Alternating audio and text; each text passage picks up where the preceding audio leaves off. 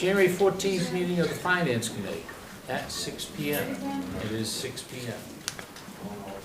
First order of business, do we have anyone here from the public who would like to make a comment? Mr. Sherlock. Steve Sherlock, 13 Magnolia Drive, Community Information Director for Franklin Matters, Franklin Public Radio. Happy New Year. Welcome to 2026. On behalf of the studio, I just wanted to welcome you also to the Franklin TV studio, of which you are now part of. These microphones are your best friends while you're in a meeting. Make sure you speak close to them so that everybody, when they listen to the re-recording, which goes up to YouTube almost instantaneously, they'll be able to hear you enunciate all the goodness that you're doing on our behalf. And we thank you and appreciate you for that. That's it. Thank you. Do we have, well, we have no one on Zoom. Yeah, right? you have one person. One person, no hand up? No. Approval of minutes, December 10th, 2025. I assume we've all read them. Any objections, additions, deletions?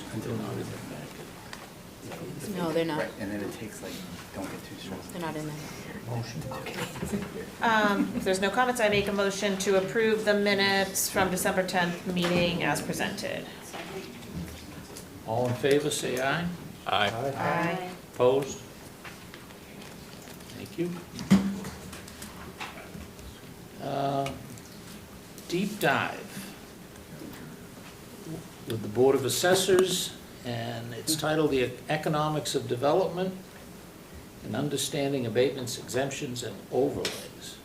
So I think we'll start with the economics of developments first, like as you all asked for. And I have here with us is the Board of Assessors, as well as a few of our department heads, police, fire, and facilities, and DPW. And the superintendent's here too. Oh, school's here, Who's here sorry. too? Just to, there's always been school questions with development, right? So, Yeah. do we have room for the kids? Okay, proceed. Well, Okay, you know, through Mr. Chairman, I mean, this is a question I think that came up. It's just a topic. It's really for the Finance Committee to ask us any questions. The assessors are charged with evaluating and assessing the property in town. If you have questions for them about how they assess properties, I think this came up because everybody wants to talk about development. I think everybody's curious about tax revenue. Do we make money off this stuff? Are we legally, you know, all that stuff. So we don't have a presentation, I don't think, that's formal, but we have people in the room here for the capital plan, and the assessors may be able to answer questions. But if the board doesn't have any questions or comments, we don't have to do it either. So this is just an open-ended discussion. There is a PowerPoint for the abatements, and there is a PowerPoint for the capital plan, but this was just an open-ended discussion. I'll start. okay. The warehouses that are typically empty up on, not typically empty, bad word, that become empty up on either Forge Parkway or Constitution Boulevard, when it's empty property, is it assessed at the same value as when it's full? It's the same building, it costs the same whether it's full or empty. But I recollect going back a ways that when a building becomes empty, you guys lower the value. You started your comments by saying those houses. Mike? If you can use the mic. Can you guys, maybe you guys could come up to the rostrum? Thanks, Chris. Thanks, Cheryl. You started your- warehouse. Just Your names. warehouses, okay. Warehouse. Yes. And before you start, sorry, can you introduce yourselves? Yes. Because we have some new members. Yep, sorry. My name is Chris Feely, and I'm chairman of the Board of Assessors. This is Kevin Doyle, he's the Director of Assessing, and Cheryl Hanley, who's a member of the Board of Assessors. Oh, Yeah. So, to answer your question, the value may go down, but it wouldn't be zero. So there's a calculation used based on the potential rent, and there's a, it takes into account potential, I'm missing the word here, of unoccupied space. Vacancy, thank you, yes. Well, why does that change the value of the building? It changes the value to the developer, to the owner. But the value of the building, it's bricks and mortar. So whether there are people in it or not, the bricks and mortar are still there. Is there a logic behind, are we figuring in income to the developer as part of the process? His income goes from here to here. I don't get it. The building didn't change. It's still, the building is the building is the building. Go ahead, Kevin. Hi, Oh, I see. Rank Kevin Doyle, Director of Assessing. These things aren't looked at just in one point in time, so you can have a building that's empty for several months or a year, but guess what? It had been occupied for 20 years before that without any vacancy. And, you know, maybe they're doing renovations or whatever. That would be a reason, possibly, if it was unoccupiable, to make a heavier than normal adjustment for vacancy. But normally, we look at this stuff over a period of time, and there's a vacancy allowance because we can measure that through watching the confidential information that's provided to us on the rent rolls. And we can see that there is vacancy occurring. But these rates are usually 5-7%, somewhere in that range. I mean, just generally speaking, each class of property might have a different vacancy experience over a period of time. May I, you are speaking specifically to the apartment complexes, I No, presume? I'm talking to warehouses. Oh, warehouses, I see. Warehouses. So those properties are generally the most, there's different approaches to valuing property. So if it's a residential property, we generally look at sales.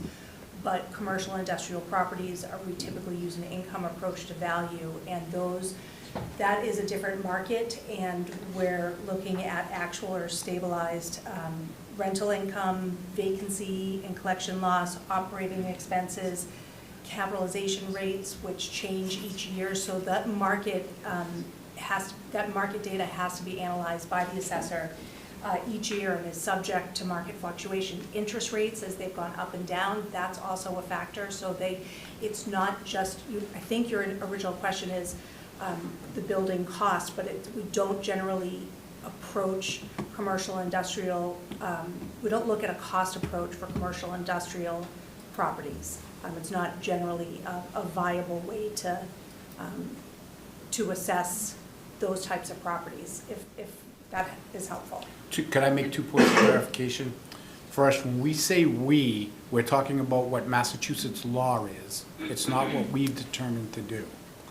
And the second piece is, your original question was, if it becomes vacant, does it not get assessed? And the answer to that is no, it does get assessed and taxed. Well, I understand it gets Yeah. assessed and taxed. My problem was, does the tax go down simply because it's vacant? Let's say it's vacant for a year and a half. But the building, when you built it, right? If my house, if I have to move out of it for whatever reason for a year and a half, and it's empty, do I get the same treatment? No, because a residential piece of property, the value is the resale value to someone buying it, which is, I understand, could be subject to that. But with commercial industrial property, the income that you can generate is a factor of what the value of that is to a new potential buyer or a sale. So if there's a bunch of vacant properties, commercial properties in Franklin, the value of the commercial property is going to go down. So it's almost rentability? So Yes. when you say income, it's the income that's going to be paid on the rent by the tenant of that space. Mhm. So if there's a bunch of vacancies, then theoretically, Depreciating value. Yeah, exactly, and it's Yeah. not attractive as a rental property. But if there's only one vacancy and all the other buildings are full, it has a higher value. Correct. So it's based on its attractiveness as a rental property in both dollars and just in general. Correct. Yeah. And that's one of the reasons that in the past, it's been chosen not to do a split tax rate because of where we're located in comparison to other communities that may have a split tax rate. Once you get outside of 95 or 490, on 495 belt, people have a lot more choices of where they're gonna go, as opposed to if you're in Waltham or Watertown, and that's where you need to be, that's where you need to be. But you don't need to be in Franklin, you could be in Rentham or Plainville. Yep. Can I follow up on that, because you actually touched on what I was gonna ask, which was about the single tax rate and the considerations of splitting it. Do you know kind of, and you said it perfectly, basically, if you're in a more desirable, if you're closer to Boston, right, like you can start to do that because you need to be closer to Boston.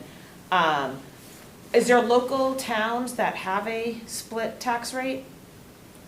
I'm just curious, like what the like, if you look at the 495 belt, right, like that's gonna work, that's like us, right? Like among the 495 tax belts, what's the mix between single tax rate versus multi-tax rate? So I don't know that specifically. Kevin and Cheryl, I can tell you Bellingham has a split tax rate. Plainville has a split tax rate. Right. I don't have a list available at the moment, but Bellingham It's- has a power plant, Plainville has a casino. I think Uxbridge most of- has a split rate. Most of the ones in this, I'm sorry, which, Uxbridge. okay. 'Cause we But most lost- of the ones we lost the in this BJ's region, Warehouse to Uxbridge, as I recollect. So they went from here to there. Now, could have been other factors, bigger building, better access, or whatever. But they did, they moved from here, a non-split rate, to there, a split rate. I don't know what the impetus was. 146 to Worcester, it could have been whatever Right. the target market is. There's so many Yeah. potential factors for a business entity making decisions like that. All I'm saying is, we just have to be careful, and I understand, I'm in favor of a one rate. But we have to be careful that we don't price ourselves out of the market, so that someone takes whatever business is up in the either industrial park, and says, gee, if I go to Bellingham, my taxes are going down.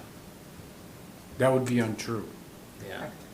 I don't know about Uxbridge, I think Guilford is split yes, too, if I that's remember correct. correctly. Foxborough is. Foxborough? Well, right, well, I mean, I think that's the theme. Burlington, massive mall complex, Framingham, massive mall complex, Foxborough, Gillette Stadium. I think Chris just mentioned Plainville, Casino, Rentham, Route 1. I think that's generally where your themes are. I think we probably benefit, I can't say this for sure, we probably benefit a little bit from the fact that others have split tax rates from a more moderate size business, not EMC Dell, right? That's up in Forge Park. But I think that's the theme. I think if you go to Needham, they've got a split tax rate. I don't know about Westwood.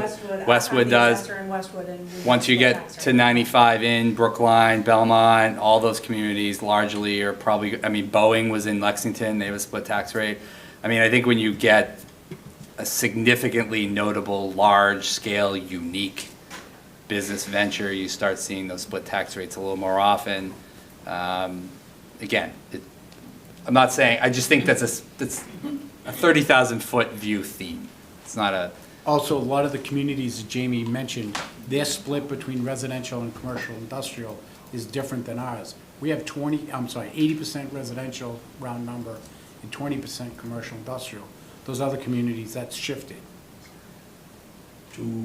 I don't know what it is, but I know it's more than 20% commercial industrial. Is that the watermark? No, I no, mean- there is no watermark, no. Right. Does that vacancy reduction apply to apartment complexes? No. Apartment complexes Well, are yeah. considered residential property. Well, right, but, no, yeah. You can. It's just that there is a vacancy allowance, even though they're residential class property and apartments, we do value them on the income approach, typically, especially a complex. So, to George's point, if I move out of my house, I don't get that benefit. Okay. So I understand the marketability assessment you're doing on the commercial, but if they're residential, why do we give the builder the benefit of lower taxes when they're not renting it? So they're in a residential class, but they're the type of property that an investor would acquire and maintain and have a revenue stream from.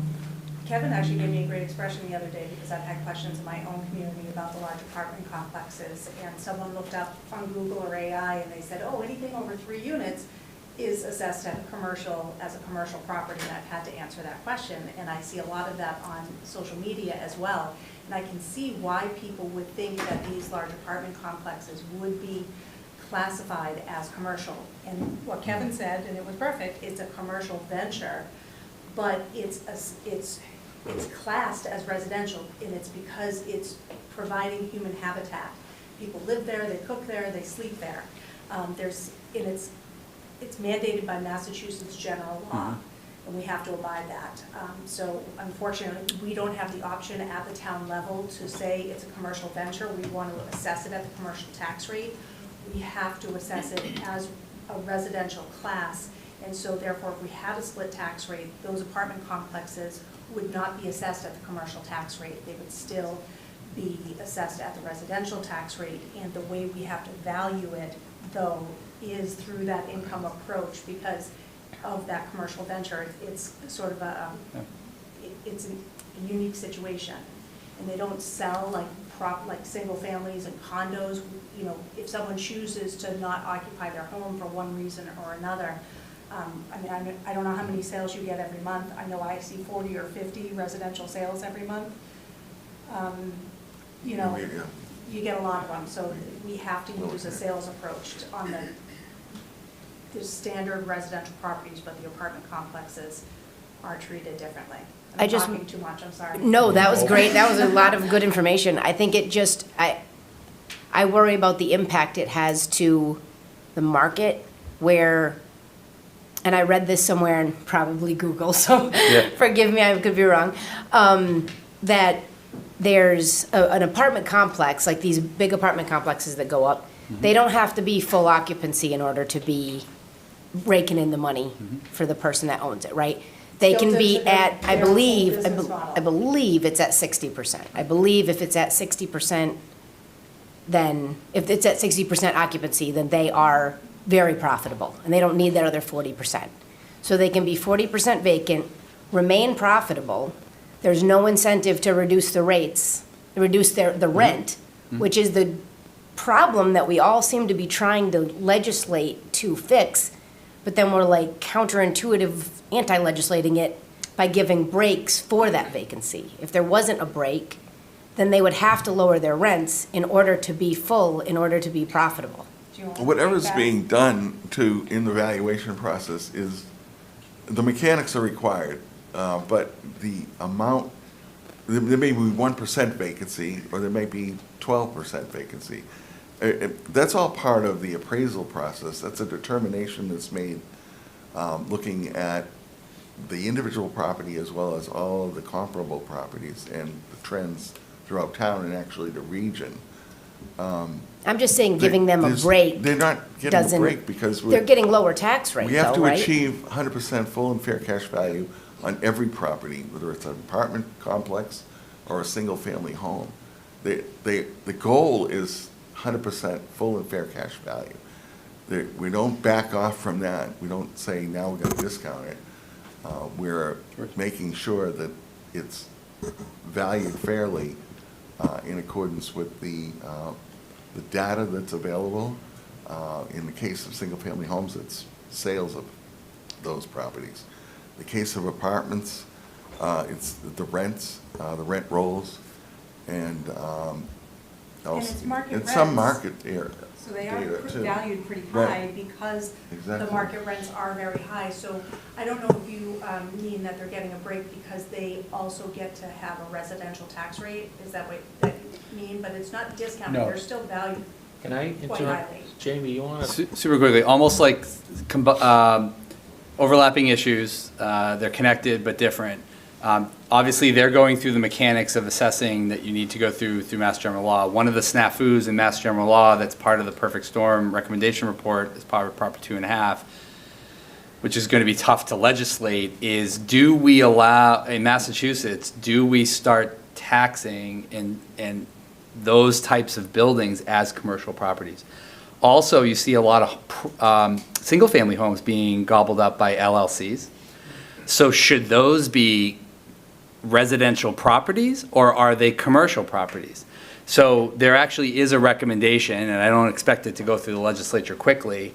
If you changed all those properties over, towns that had a split tax rate would see a significant change, right? Because you'd be saying all those homes that are being bought up by LLCs that are now on Airbnb and Vrbo and whatever would now be taxed at a commercial rate. So that's one issue that I wanted to mention. So that legislation at some point will hopefully be introduced, but that is a correction, I think, to your point, Shannon, of, dynamics have changed, and now the markets have changed where all these single-family homes are getting gobbled up as Vrbos. They're really commercial ventures, but they're being classed and taxed at a residential property. I don't In think terms- that's an issue in Franklin. It may not be an issue in Franklin, but it is an issue, right? It depends on how you view it. Everybody's gonna have a different view on that. I'm just saying that some communities see that as, that's a proliferation that's happening across Massachusetts that people don't want to see happen.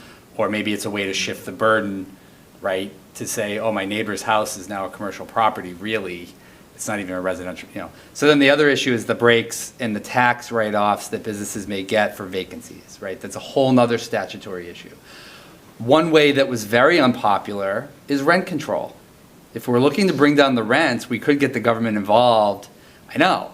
And you shake your head, and I agree with you. Voters voted 20, 30 years ago to get rid of rent control. But because the market has become so bad in Massachusetts, there's then that conversation in Boston again, and there's been that conversation of a local option on rent control.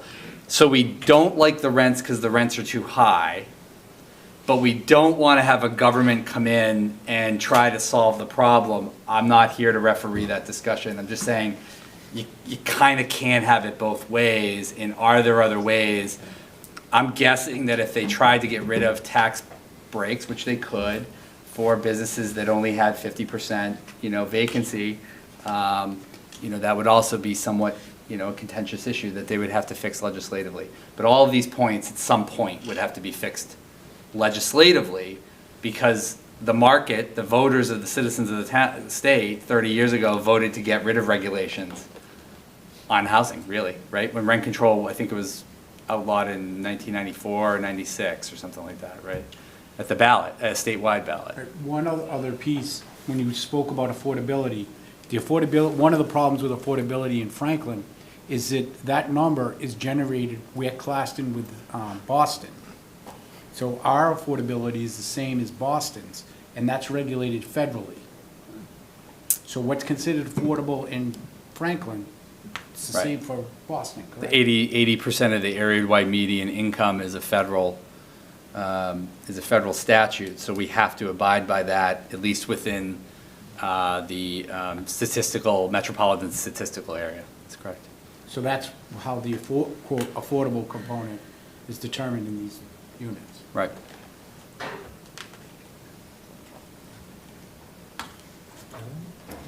I just have a simple question. Do we offer tax incentives for new businesses to come to Franklin? If there were, a new manufacturing company who wanted to take a building that's on Forge Park or whatever and renovate it and come here for 10-year lease, are there tax incentives for them to do that? So yes, that is something that is done and has been done in Franklin, but it's not the Board of Assessors that does it. Right. It's, the town council approves what's called a TIF, tax increment financing. We've got one with Plansy, we had one with Cold Chain Technologies, we've got maybe a handful of them in town that have been approved over the years. They work. They're not what other states do, which, Tennessee, Texas, Florida, I mean, they get far bigger tax breaks for this stuff. But that's pretty much the only option. It's very minor and they're complicated to enforce for both the business and for the town, so they don't get used too often. It's really got to kind of be a sweet spot area. So we only got about a half a dozen or so of those. Okay, just curious. Thanks. Can I circle back on one thing? I was pouring through the tax rates are the same. There's like almost everybody around us except for, I actually didn't see Plainville had a separate one. Bellingham went up and Rentham has a separate one. So I know this is looked at annually. I just want to make sure I understand. So we wouldn't do it because companies would just leave, right? And then you lose on that tax as it is, right? And then as well as them eating in town and all of that, correct? So it's the town council's decision whether there's a split tax rate or not. Got it. So it's assessed as part of an agenda item each year? Yes. Yep. Yep. Okay. Yep. December. We set the tax rate, and in the past, it's been done at that meeting. So one of the things about a split tax rate is it doesn't only affect, UPS, FedEx, it affects the smaller businesses that you wouldn't think so much, DeVita's Supermarket, the Room Restaurant, those places, they would be affected by a split tax rate. Got it. Yeah. No, this has been very helpful. I think it's just good to think through kind of all the different little elements that go into it. Seems like an easy win, but if companies either fold or go away, then that's obviously not the result that anybody wants. It doesn't generate any more revenue. Yeah. Oh, it doesn't? Oh, no, absolutely not. So you balance it out, so you drop one, You're it just gets shifting the burdened burden. from one to the other. Yes. Right, so in Franklin right now, for every That is- dollar you reduce the residential rate, it would increase the commercial rate by $4, correct? Yeah, Yeah, or like $4. at least conservatively. Yeah. But But the dollars are the same. Right, The but dollars are the the same. revenue is the same. Got it. The total, right. And then, so if you want to increase the pool, I'm just thinking it through. So if you want to increase the pool, so now great, we did that, we shifted it. Now we want an override. Businesses are gonna be like, are you kidding me? I've just shifted all this to me and now you're asking me to pay more. And But they're gonna residents would be incrementally like, pay more. you shifted it off of me. Yeah, sure, sounds great. Right. Theoretically. Yes. Okay, just Potentially. kind of talking it out. Okay, Yep. makes sense. But remember, a lot of those in Franklin, a lot of those commercial people are also on the residential side. Got it. In both verticals. Okay, super helpful, thank you. So like, from a overall budget perspective, we're as attractive as we can be right now commercially. So we haven't done an override, and the moment we do, like, tax will go up for everybody. No matter how you split it, like, if we try to give more to commercial, it gets worse for commercial, so we get even less attractive. But to the point of like businesses leaving, if businesses are leaving, it's not because of our tax rate. It's some other factor in town for that property that they had, or whatever it was, like the town became less attractive, it's not the dollars forcing them out right now. It could have absolutely nothing to do with the Yep. town. I mean, it almost, You- yeah. Right.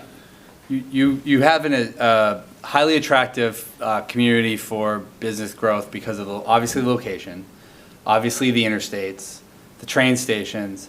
You also, public education is a very big deal. You have the Tri-County Vocational School, you have a charter school, you've got the Franklin Public Schools, you've got Dean College. That's talent pools, right? And so when the Tri-County debt exclusion went forward, I was saying to people, this is like an economic development project because you've got a pipeline of talent that's going to be able to do internships and apprenticeships and a variety of other things. So, right now, I think it's 21% of the tax bill for the entire town is paid for by the commercial sector, or 19% this year. No, it's about 18 this So year. about 82 a fifth of, residential. 20% roughly of your tax base for businesses. But usually it's about talented workers, location, supply chain issue, it's usually a lot of those things. The split tax rate can be a factor, especially with other towns around. Why did we do so well with cannabis? Because everybody else prohibited it. So we're the only one that allowed it within circumference around Franklin. So consumers come here from several towns away, probably other states, and they spend money here and we get a 3% excise tax. The split tax rate, now that we're talking about it, Bellingham, Rentham, everybody around you has a split tax rate. That might be an incentive for a larger business. And when I say larger businesses, I also think, of mid-sized businesses up in the industrial parks, hotels, a variety of folks like that who are going to see that and say, well, this is a better thing. I will also tell you our permitting process locally is much more advantageous than any other adjacent community. We get constant feedback from people that go through our permitting process. I know that may seem strange given what we've just gone through in Franklin over the last year. But those are residential properties, right? From a commercial standpoint, I can count tons of people that have written us emails. In fact, the Tavern on East Central just wrote us one a couple weeks ago and said, we've got restaurants in 4 other municipalities, Boston, Brookline, Worcester, and this was by far the easiest and most supportive and best experience we have ever had trying to get permitted restaurant in that locality. You know, the cricket indoor arena that was built as an area for kids to train on cricket. Same thing, they said, we've got these in 7 other towns. This has been like, you know, 1/3 the permitting time and cost as where we've done business elsewhere. The cannabis facilities were waiting for years to get their permits from other cities. Ours were done within 6 months, and they opened up shop. So like from a permitting standpoint, I know our reputation is incredibly good. It's just the reality that the commercial market has dived a little bit because of just changes in the economy and the marketplace. So from a commercial standpoint, I think we do pretty well. Can I ask one more question? I read the article about Maplegate being sold, and it's going to generate some additional revenue for the town. Is that mostly because it went from being a golf course to, like, did the value of the property change, or are we going to get the benefits of the solar, you know, Yeah. farm that's now going to be on it? It said like almost $300,000 is what the article said. I don't know Right. if that's true or not, but it said incremental 300 Yeah. from that change. So that is an excellent question. That's exactly why they're here too. But I will say, one of the difficulties with projecting numbers, right, is that these folks go out when it's built. So things can change dramatically, which is, I know, a contentious issue, and it's one that, you know, I think the community is going to continue to discuss about how you deal with the economics of a residential property. But that one over there was a 61 property, Chapter 61, which means they got a tax break for years because they were a golf course. So now that it's a private enterprise, I mean, these guys would know the dynamics, but basically you've got all that equipment now on it, you've got a new use, right, Kevin? And now you'll assess it for the valuation of what it is. When it gets there, yeah. Right. As they So develop- take folks through, now that that's approved, what happens now? Well, it's been approved. Construction will begin. The value of the land will change because it's supporting an industrial use.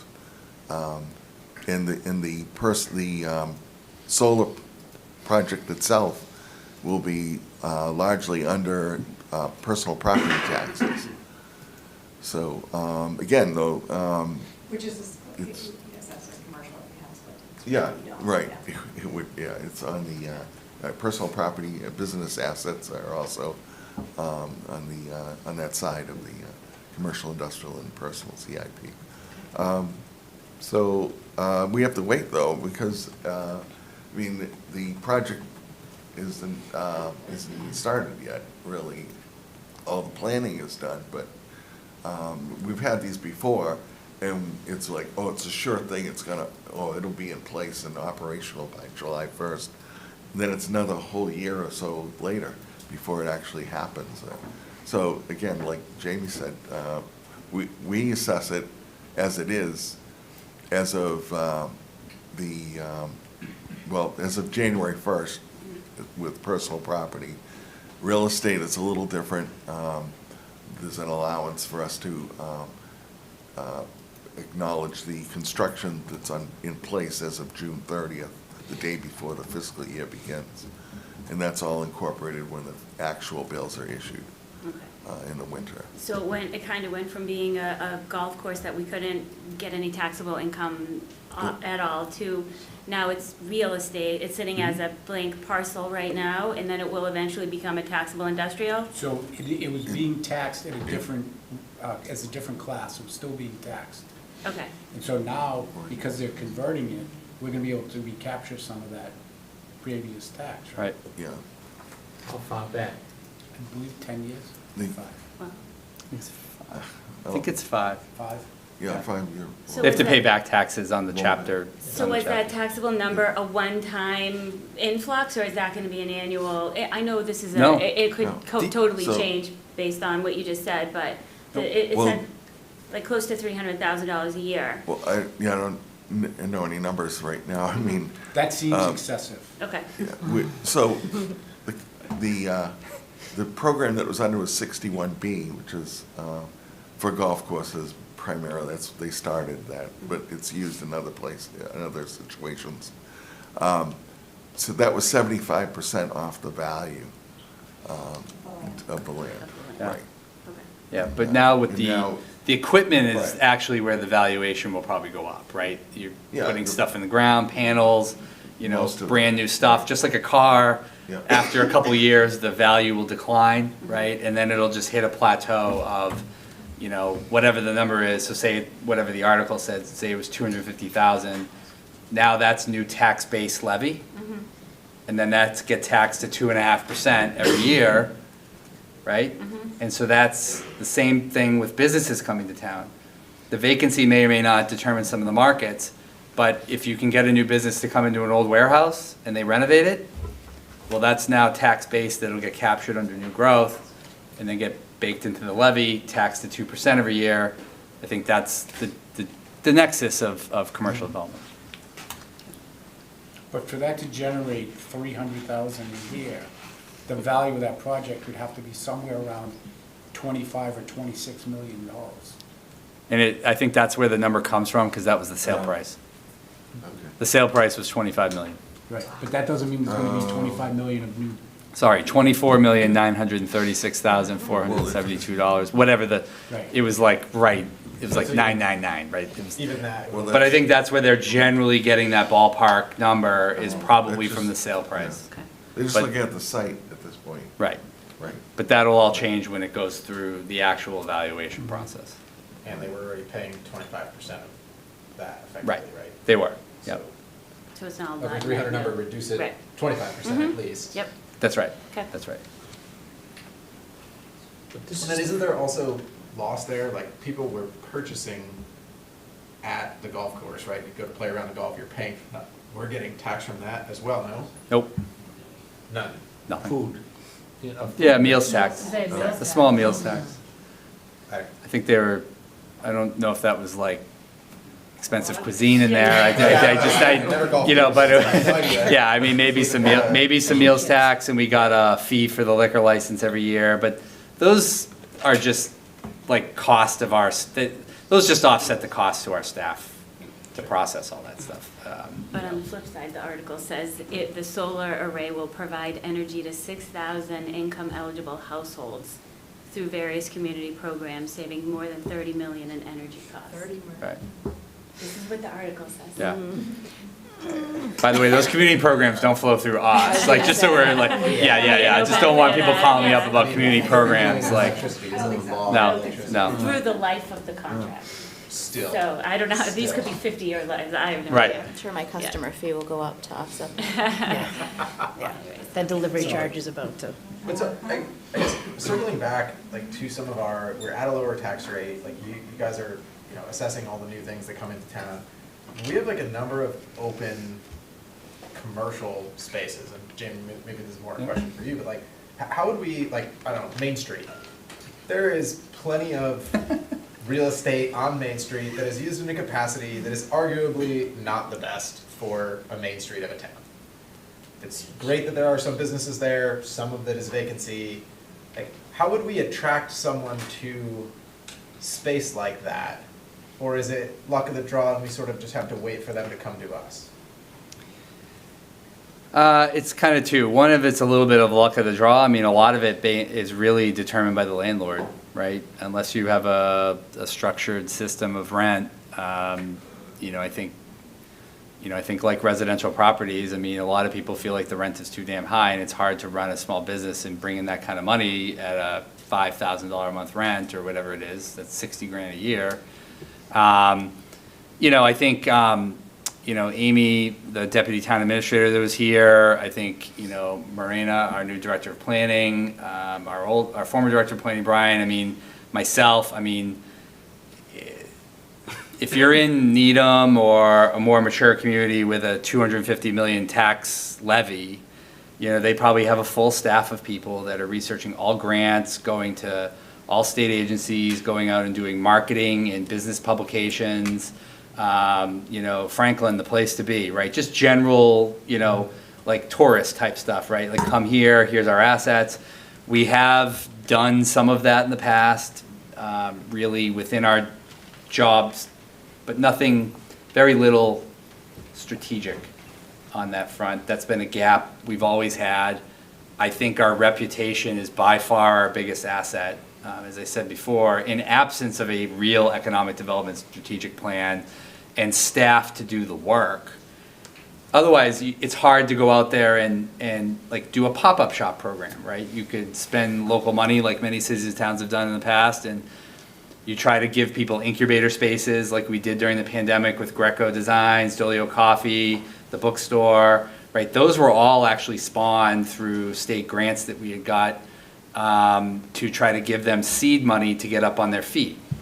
It worked pretty well because they all worked well for 4, 5, 6 years, but then I think general economics kind of settles back in after a little while, and it's hard to retain those small businesses in those places. But a lot of it has to do with reputation and word of mouth and getting out there and getting to events, networking, and trying to convince those small business consortiums, chambers of commerce, to help when they hear something. Hey, there's a vacancy in Franklin. Maybe that's a nice fit, right?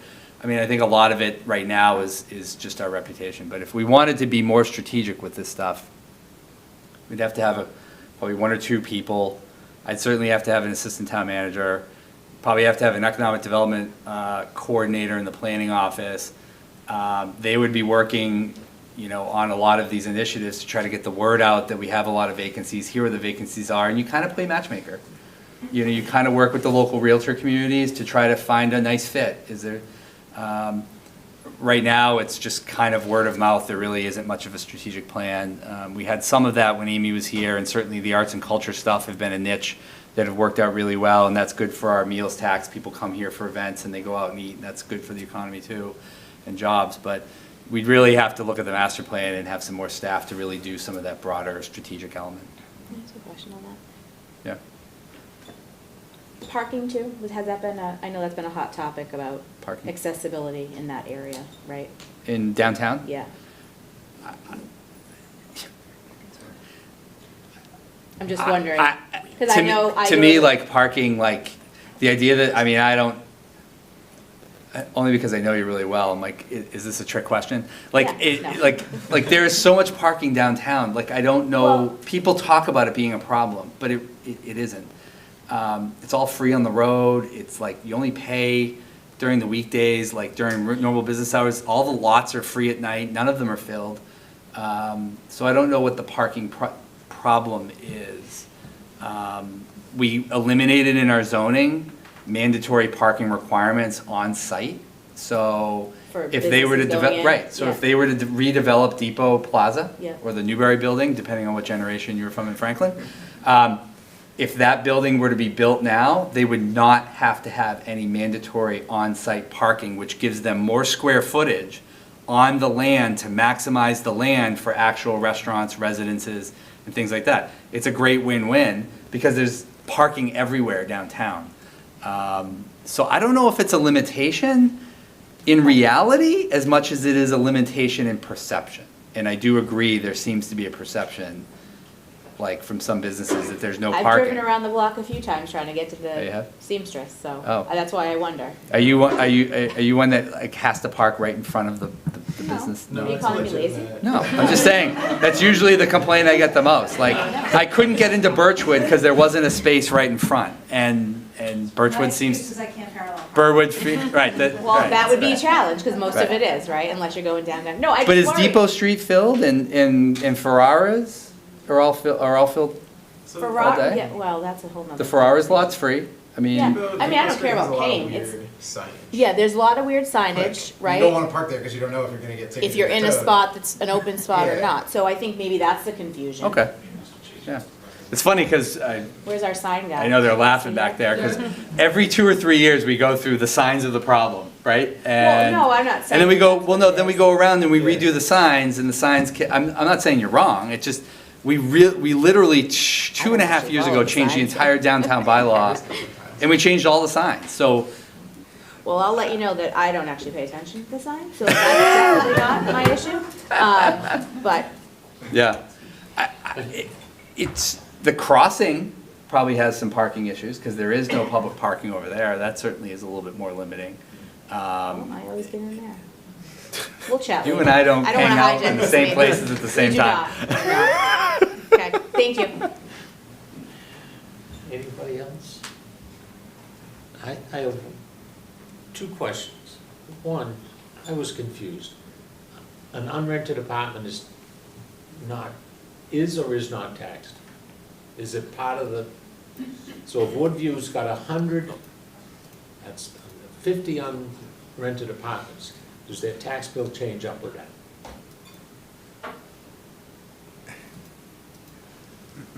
I was hoping for a yes, It's no. another tricky They- question. I'll take So it. I'll take it. the, The answer is, it depends.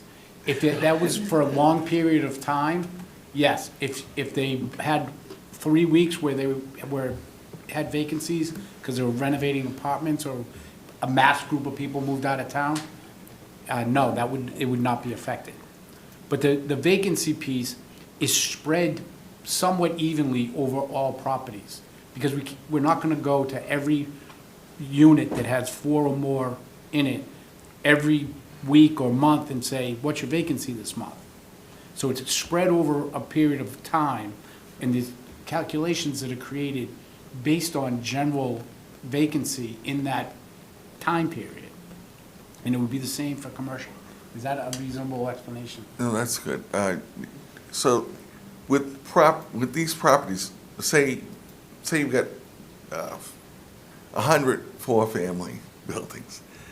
You're looking at the experience of that type of property, and you're looking at that in terms of market rents, in terms of expenses, typical expenses, and the vacancy experience. So 5 of those might be 100% vacant, but everything else is occupied. But we're looking at the normal experience. We're looking at a market trend. Because we have to apply schedules that are equal to all properties and valuing them. Just because this one happens to be empty, in the last couple of months, doesn't mean that it's gonna have a drastic adjustment versus the ones that have been 100% occupied. Do you see my eyes So they're gonna rolling be- back in my head? So the answer is, we don't know. It's complicated. Well, Oh, no, all I right, mean- it's complicated. It can be complicated. Usually when there's high vacancy applied, we step outside of something, it's because there's a condition that's occurred. The property's probably not rentable. There's been some. A fire. When we have older buildings too that are in transition, those have to be handled Let's take differently. the older ones out, we understand that. I'm talking about, okay, if and when 444 gets built, and everybody says we don't need them, and half of them are empty, what's the effect on the tax bill? Is there any effect? They're ready, painted, cleaned, the plumbing works, everything's fine, but they're not rented. And there's full 245, I think, proposed down there. 123 of them are unrented. Does that affect the tax bill on property? So There may you I go. say that There's- sometimes early valuations can be conservative due to the lease-up periods because the businesses do take a bit to ramp up. I'll change the rules. It's been there 5 years, Sure. all right? I mean, it's very difficult to speak in the hypothetical. Yeah. I Wow. mean, we're Yeah. using market analysis on all similar properties.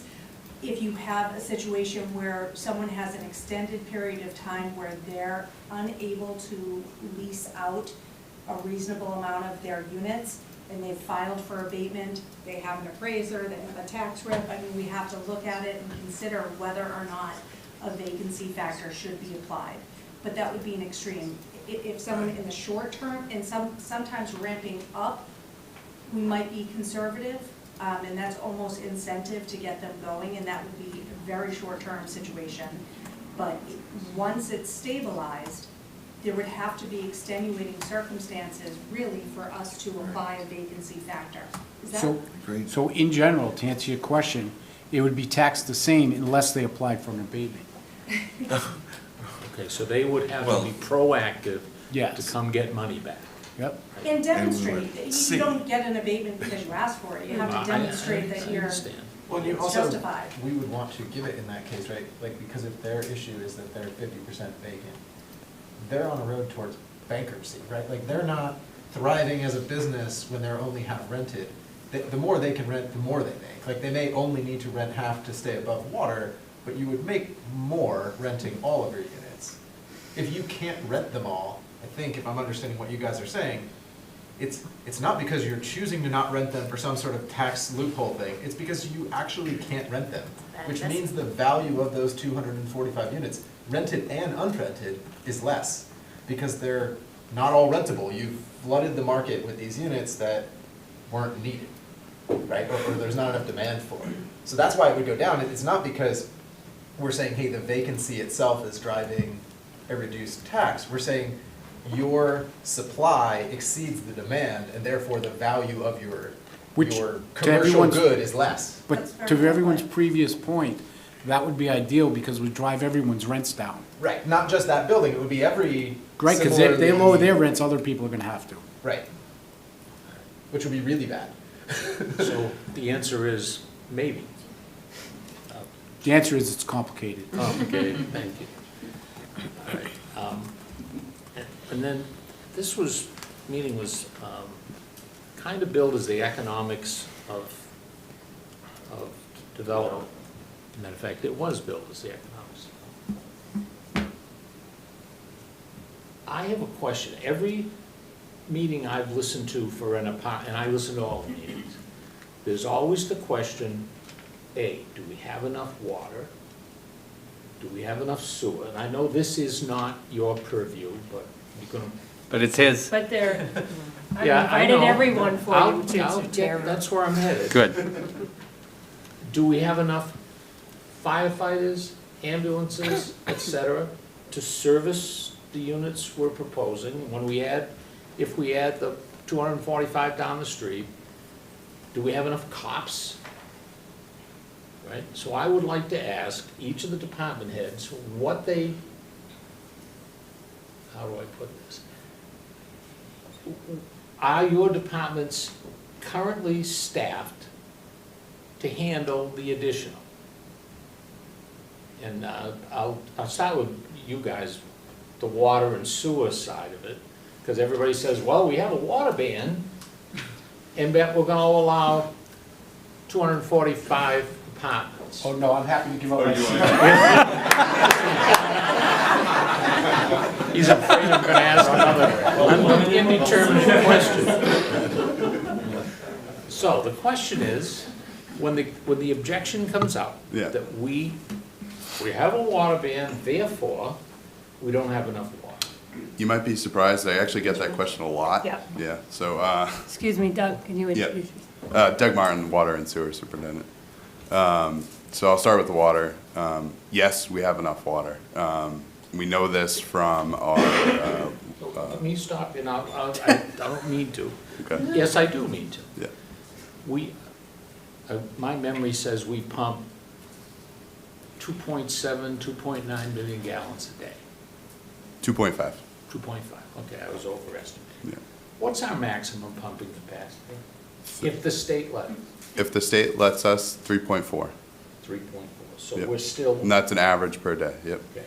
So we're well under that, Okay. correct. So How much that's is where I was going. a typical household, and I'll classify the apartment as a household. They're Okay. not gonna use any more than I am. Yeah. How many gallons a day is that, So our on average, average? our average in Franklin is about 45, 46 gallons per person per day. Per person, Per day, yep. On the sewer side, there's all kinds of ways I could form this. Is it by the gallon? How much does it produce in a day that flows evenly to Medway, Yeah. get processed? How many, what's the typical? So we're using, Ignore him. so the sewer flow that goes to Medway obviously is not just sewage, includes some groundwater and stuff, which we, would do a really good job of tightening our system to avoid sending that there. But we are using about 60-ish% of our capacity at Medway. I don't have those numbers off the top of my head, but 60% of our allotted capacity that goes to Charles River is used. The rest, the 40% is not. The next, so we're using 60%. What's our next? I know we've sold some to Bellingham, we've sold it to, I think some to Medway even though I they're. believe was it Millis, Bruce?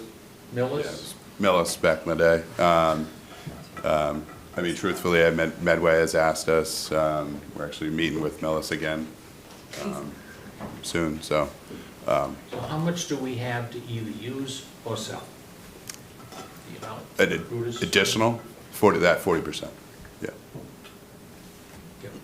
We own 90% of the plant, if I remember correctly. We own like 68, yeah, it's almost 70%. Okay, that's with sales that we've made elsewhere, lowering our ownership.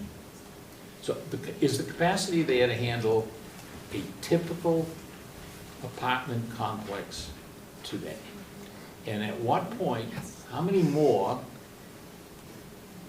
does it take to say, we can't handle any more shit? So capacity from what we can send to Medway, yes. Capacity from what our system can handle depending on where that development is, maybe. And every time a development, especially one of large size like 444 East Central or 121 Grove Street or any others, we always put in their responsibility to pay for our consulting engineer to evaluate the flow that's going into the sewer system at that location. Because, a lot of times that flow is going to go to a pump station. Now, is that pump station going to be undersized and not be able to handle the flow, right? So all those things are looked at per development. But from an overall capacity standpoint, yes, that we send to Medway. So we're not pushing our capacity now, No. No. It's even more, our poopacity, I say. like with those numbers, it's even more favorable than that, right? Like, we're nowhere near. And like some of the other discussions we've had, there's not enough land left in Franklin to develop to get anywhere near 100% anyway.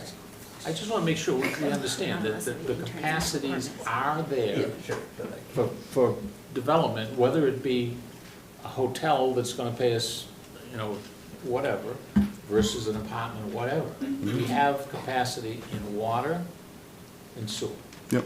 Yep. for, go ahead. When you talk also about numbers, I think it's important for the folks to know, like, we looked at 444. If that comes online to say it is, we're going to get basically almost $700,000 from them just for their tie-in fees for water and sewer. So we would use that to obviously mitigate and help the system elsewhere, which you're going to see later for like lining pipes and tightening the system up. So Okay, so yeah, they- we're really in good stead with water and sewer. And I think folks at home, you got to put a different spin on it. We have fixed costs, so the more users we have, okay, it collects more money. So realistically, it's always going to go up because of inflation and everything else, but it would keep the prices down for the cost of water and cost of sewer. The more people have using it, because we have a same thing. I guess I was headed more to the objection is always, we're pushing our capacities to the limit. And from what I heard on both sides, sewer and water, at some point, I suppose you could, but at this point, there's enough Yeah.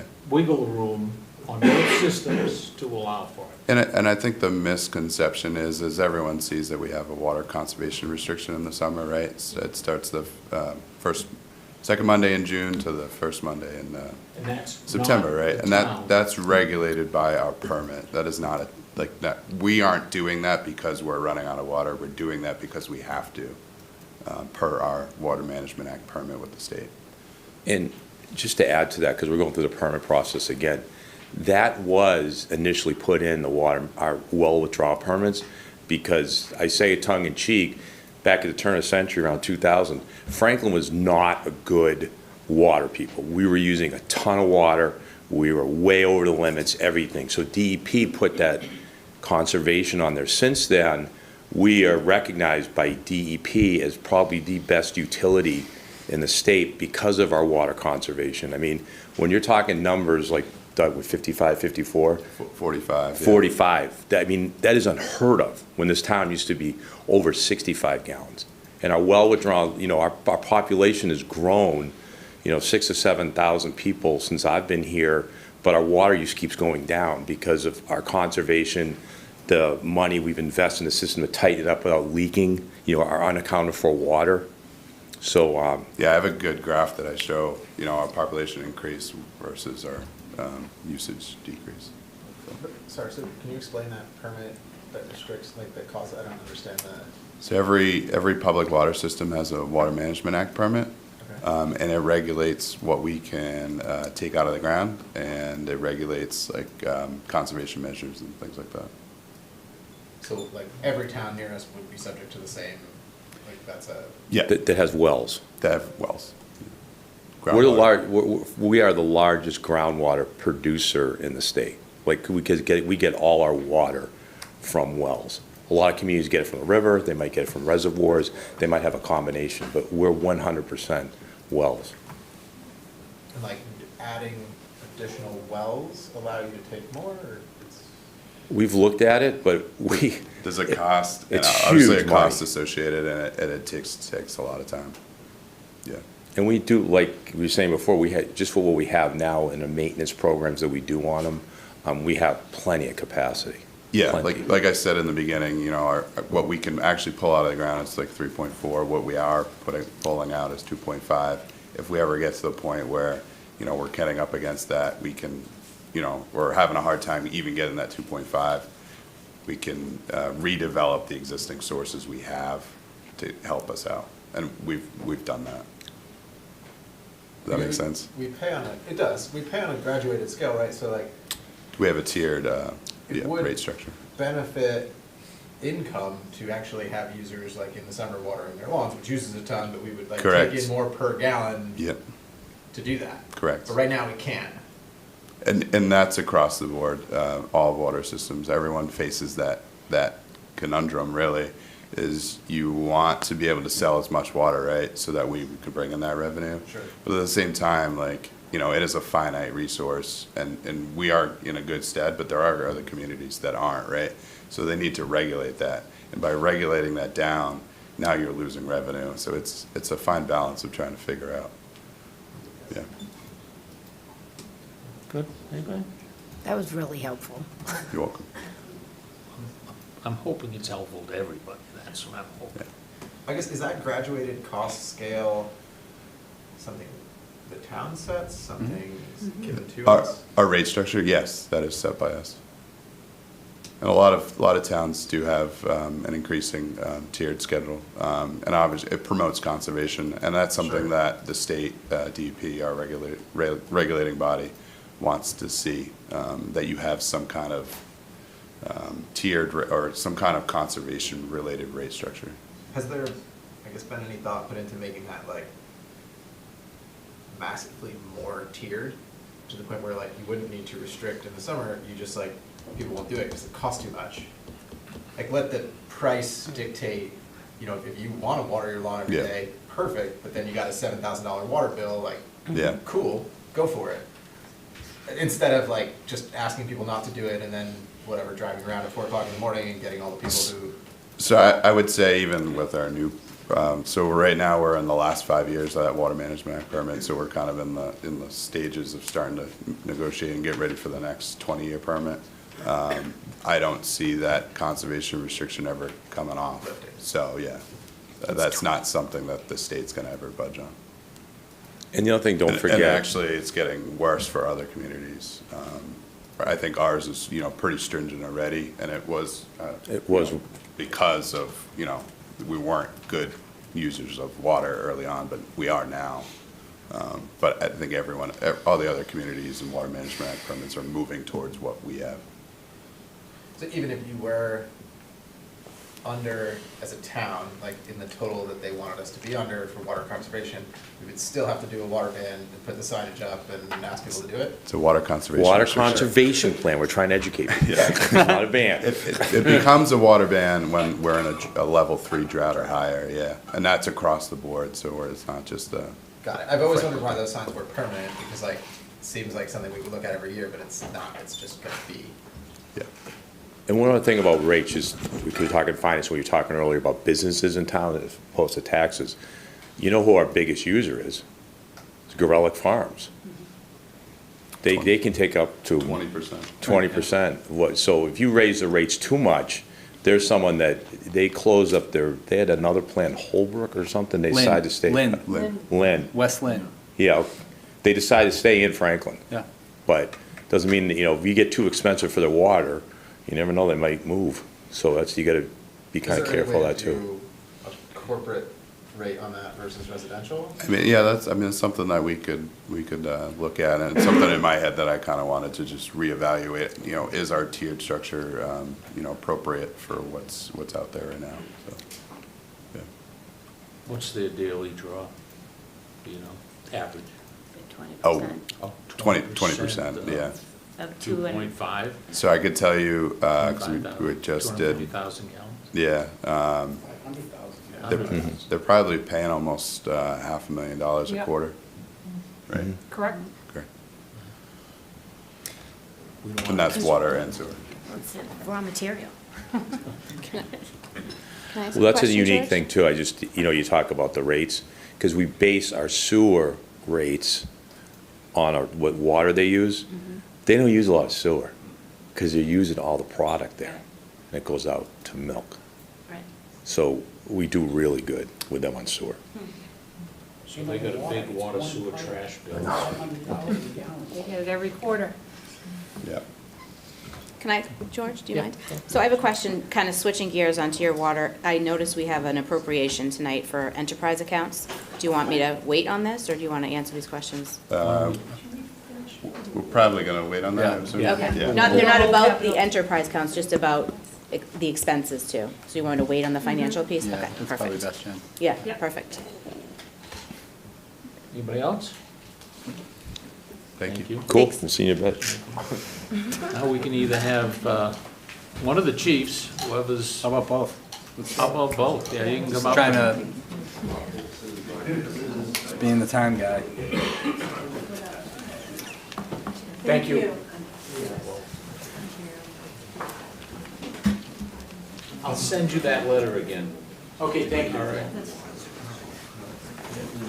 Chuck Allen, Fire Chief. The answer is we never have enough firefighters, so that's, All right, the same question, different form. I hear that we don't have enough, that we're pushing you to the limit, basically, with this one, Grove Street, West Central Street, you name so it. it's. Yes or no? No. So the general apartment buildings or large-scale developments are not our primary call driver.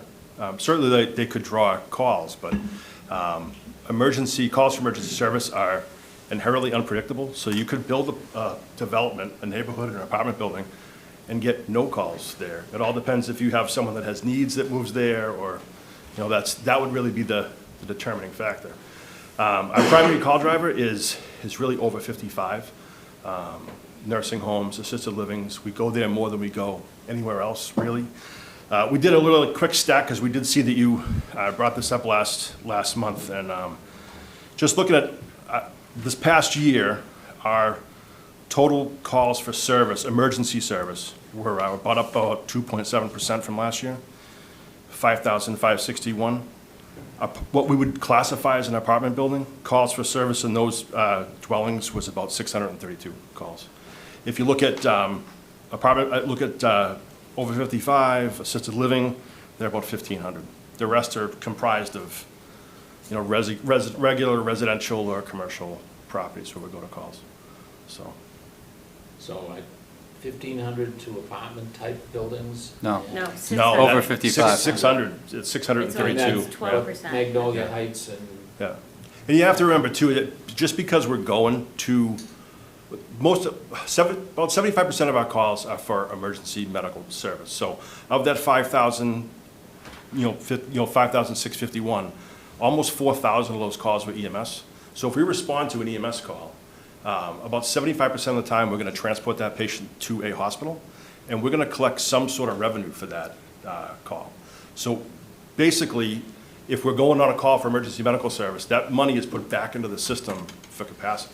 So roughly probably a little bit better than a third of our Yeah, budget. that's right. Is paid for by EMS. So, you look at our total budget, a lot of that is recouped in EMS revenue.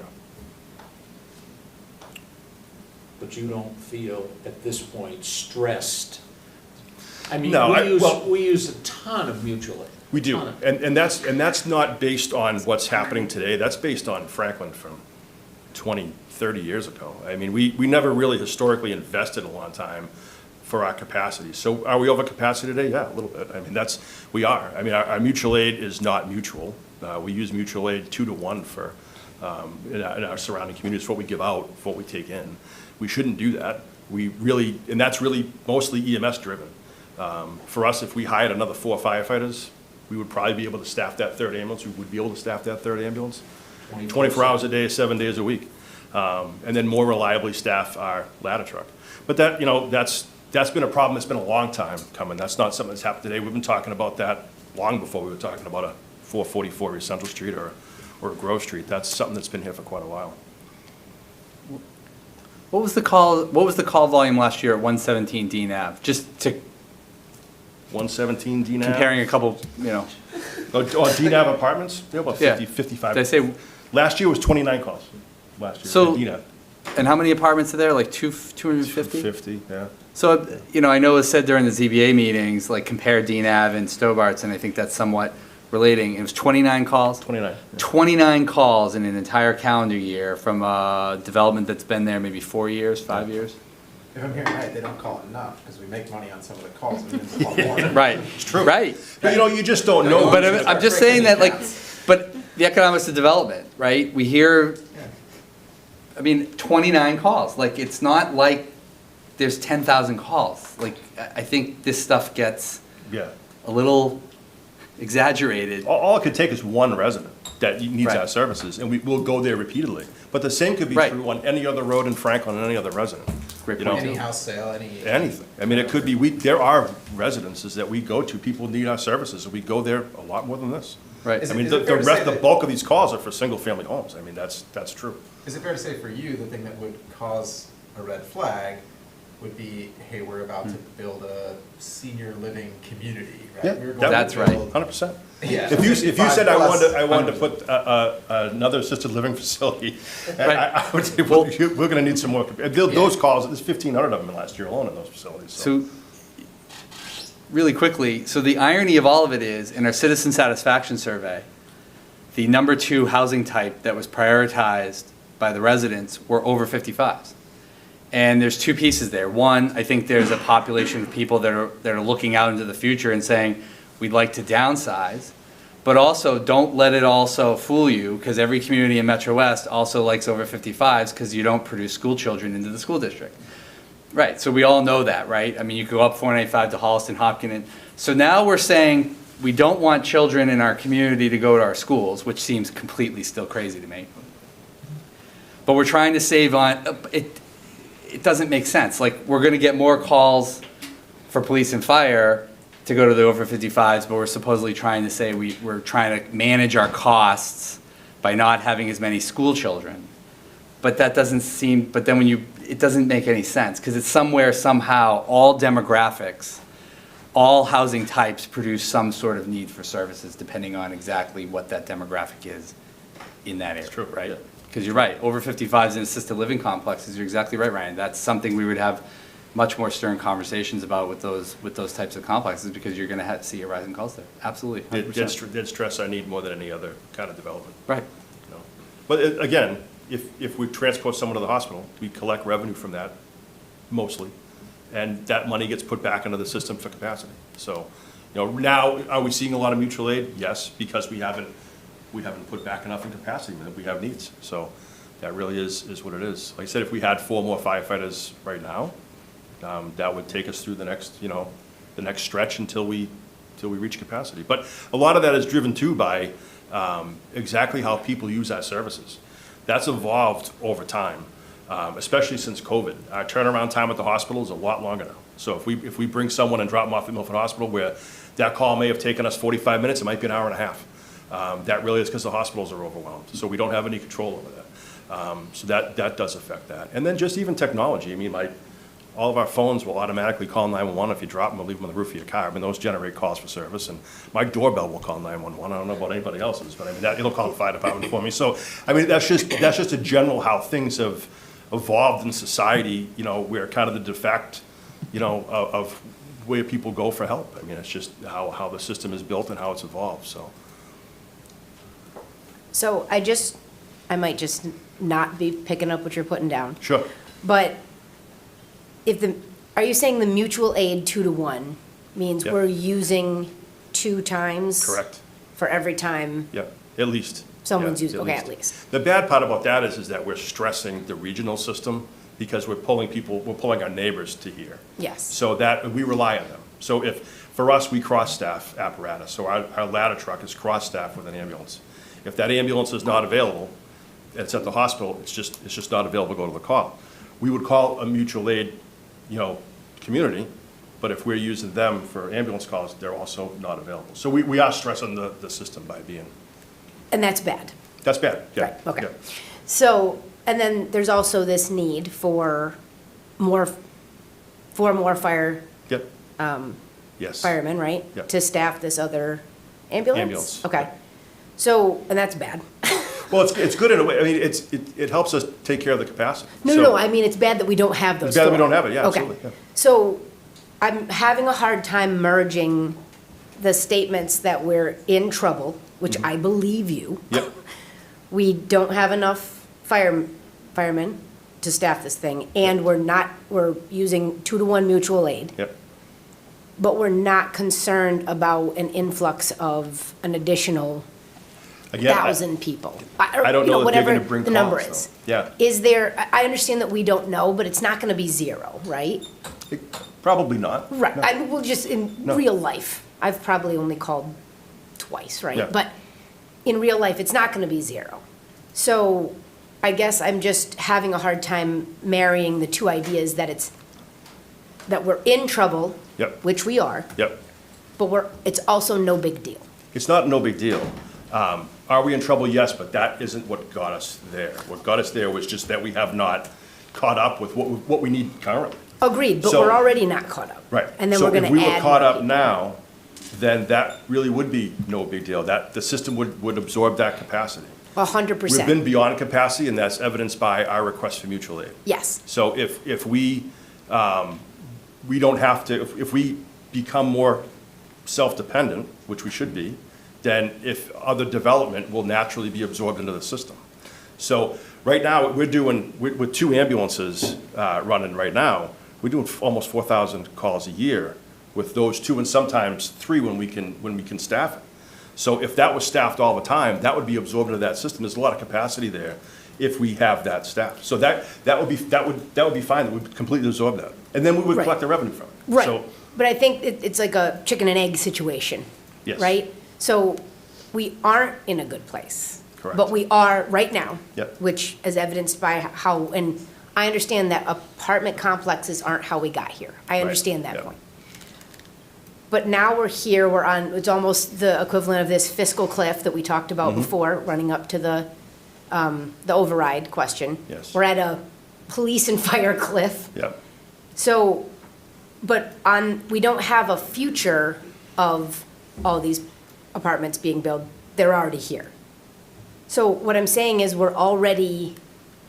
I don't understand how that's not a concern when we're saying we don't have adequate staff as it is.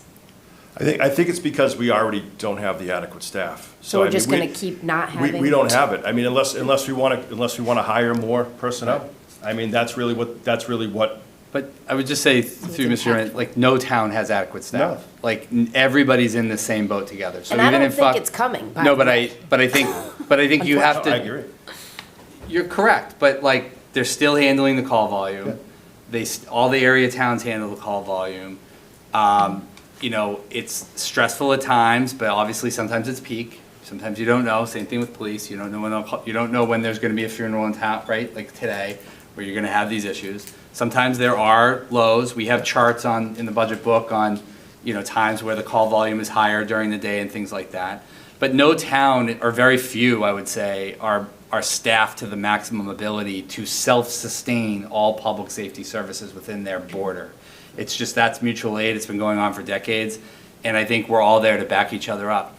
On the flip side, you juxtapose that with other things like private property, and being very serious, like private property rights, and the ability for people to sell their homes, the ability for business, interstate commerce. And so there's no day at which you just say, no more. Like, there's not gonna be a point, I mean, it's virtually illegal to say, you can't have a building moratorium, for example, that's illegal, right? Franklin's gone through this decades ago with so you're kind of stuck at a moment where you can't have building moratoriums. You can't just say no to people wanting to build on their property, but yet you have to deal with these staffing shortages. My office has a staffing shortage. You know, like, it's just it's a little bit a part of what's going on. You're not wrong at all to say that and think, well, if we're not taking care of our own, why would we expand more? Right. But it's a little bit more gray than being that black and white. You can't stop the I think expansion, the but- chief of police would probably say the exact same thing. And it's just like the same thing with school size. And you do redistricting and people say, you can't fit any more children. Like, that's just not the way it works. Like, you'd build a modular classroom like the Franklin did in the 90s, right? So you can't just, like, stop. So it's kind of hard. No, but you can't. Like, you just can't, like, But stop. it's not apples Yeah. to apples, right? Like, Yeah. the 444 Yeah. property, you could have said no. Right. We could have said no, because it wasn't a building that was gonna be built on a land that could allow it. They needed all the variances, and I'm not getting Sure. into whether that was right or wrong. I'm just saying Right. that it's not like, I wanna sell my house and you can't stop me from selling my Correct. house. But I can't sell my house to a sewage developer. I live Right. in a, Correct. so. There are you know, some limitations for sure. Right. Absolutely. So it's not exactly the same to say, well, you just can't stop these property developments. You absolutely can. You can limit. Within the bounds of the permitting Yep. abilities there. Yep. So if we're saying we're gonna go outside of what's permitted on this property and we're gonna allow more of these things, I don't think it's wrong for the people of the town to say, we're already a little bit in danger with the. Sure. So I just don't want that to get lost, that it's not like a Absolutely. stupid thing for people. The other thing we have to think of To too be is concerned about. that. That's right. we That's look at exactly the- right. We look at the mutual aid calls coming into the community. If there is 30 calls at one of these apartment complexes, that doesn't mean a Franklin ambulance is not gonna go. You don't have any idea when those calls are gonna take place. Another part of our metric is that, and especially been developing over the last 4 or 5 years, is concurrency, call concurrency. Right. 3,743 of those 5,561 calls happened with more than one call at the same time. So we have multiple calls that go on at the exact same time. It's unpredictable. You don't know when when a call is gonna take place. It could be that if there were 30 calls at Grove Street apartment building, Franklin Ambulance could probably go to every one of those, but you don't know. Right. So the short answer is, just because that doesn't mean 30 calls are gonna go out to some other community. We might still capture that volume, but you don't know if you will or you won't, so. Right. So the answer is, to the original question, we don't have adequate staff for more people. We but haven't had that in a We're gonna make it long work time. anyways. Yeah, we do. Yep. Yeah, Okay. we do. Yeah. Well said. And just to kind of piggy off that, then it is impactful. It's not the cause, but it is impactful to your numbers. Everything's impactful. Right. Any local event, anything is impactful, so, you know. Yeah. We go a lot of calls on the highway, too. We've actually gone on more calls on I-495 than some of these apartment I believe buildings. You know, so. Do you know what your average response time looks like in time? Is that up? As far as like to a residence? Yeah. No, it's not up at all, no. Because like, to me, that seems like the more, let's say, relevant metric, right? If Yeah. mutual assistance exists and like you can get help, and you're still able to get to all the calls without your average time on site, like, time rising, you have an increased risk for the community of adding new calls into the hopper. Now, of course, if they all happen at 5 PM, like, Right. we're hosed, but Right. in the average response time, like, that would kind of work itself out, like, that's not gonna happen every day, that's a risk you run any day of the week. It does. We try and get some of our apparatus to every call that we possibly Oh, can. that's irrigation, You might wait longer for an ambulance because it's coming from Norfolk or it's coming from Bellingham. Sure. We could try and get some of our apparatus there as quickly as possible. So we're pretty good with trying to clear up from one call to go to the next, so.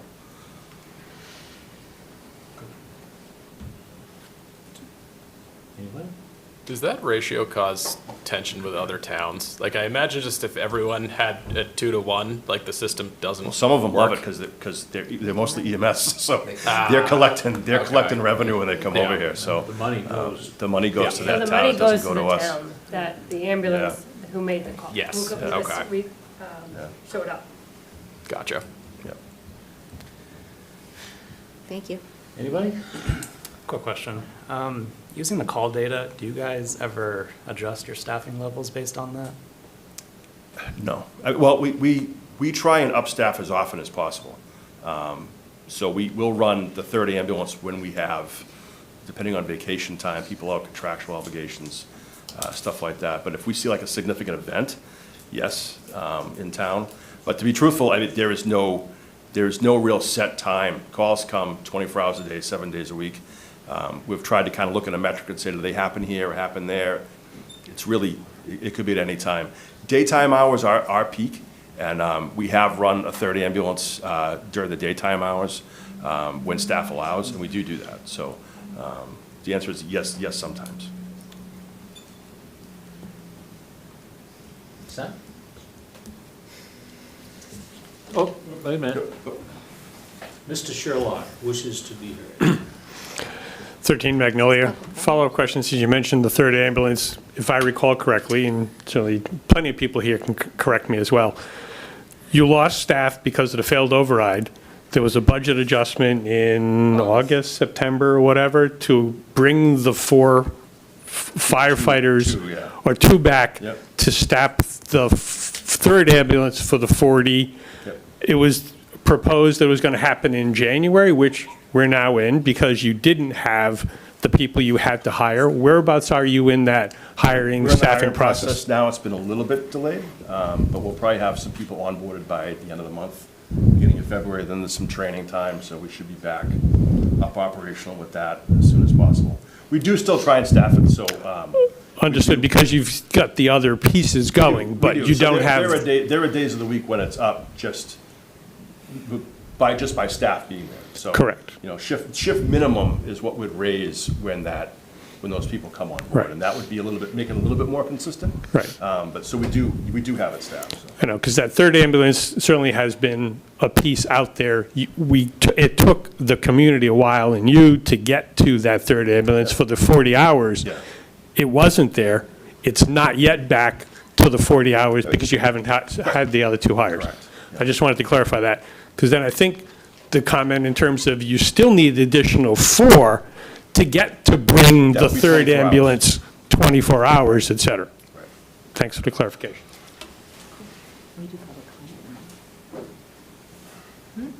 24 also puts the ladder truck in service. That's a big piece of it too. It puts that, because we cross-staff the ambulance with the ladder truck.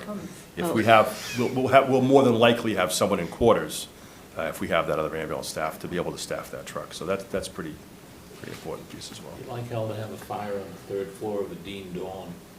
Yeah, we have. We don't have a ladder truck to get. As the ambulance calls have increased over the last 20 years, there's fewer and fewer times that ladder truck is actually staffed because it's the cross-staffing. So that would allow us to have that more consistently staffed.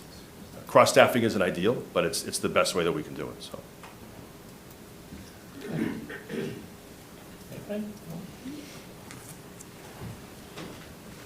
Man in blue.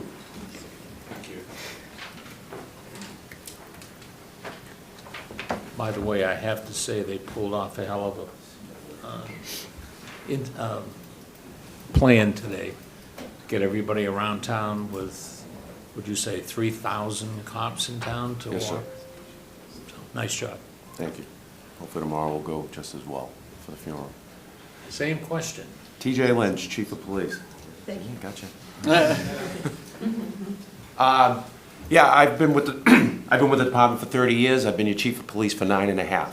And unless you've never turned on a TV or came to a meeting, then you would, I don't know how you would not have heard me say that we have been understaffed for the last 25 years. I'll go further and say that there's not a department in this town, including the schools, that have what they need and haven't had it for a tremendously long period of time.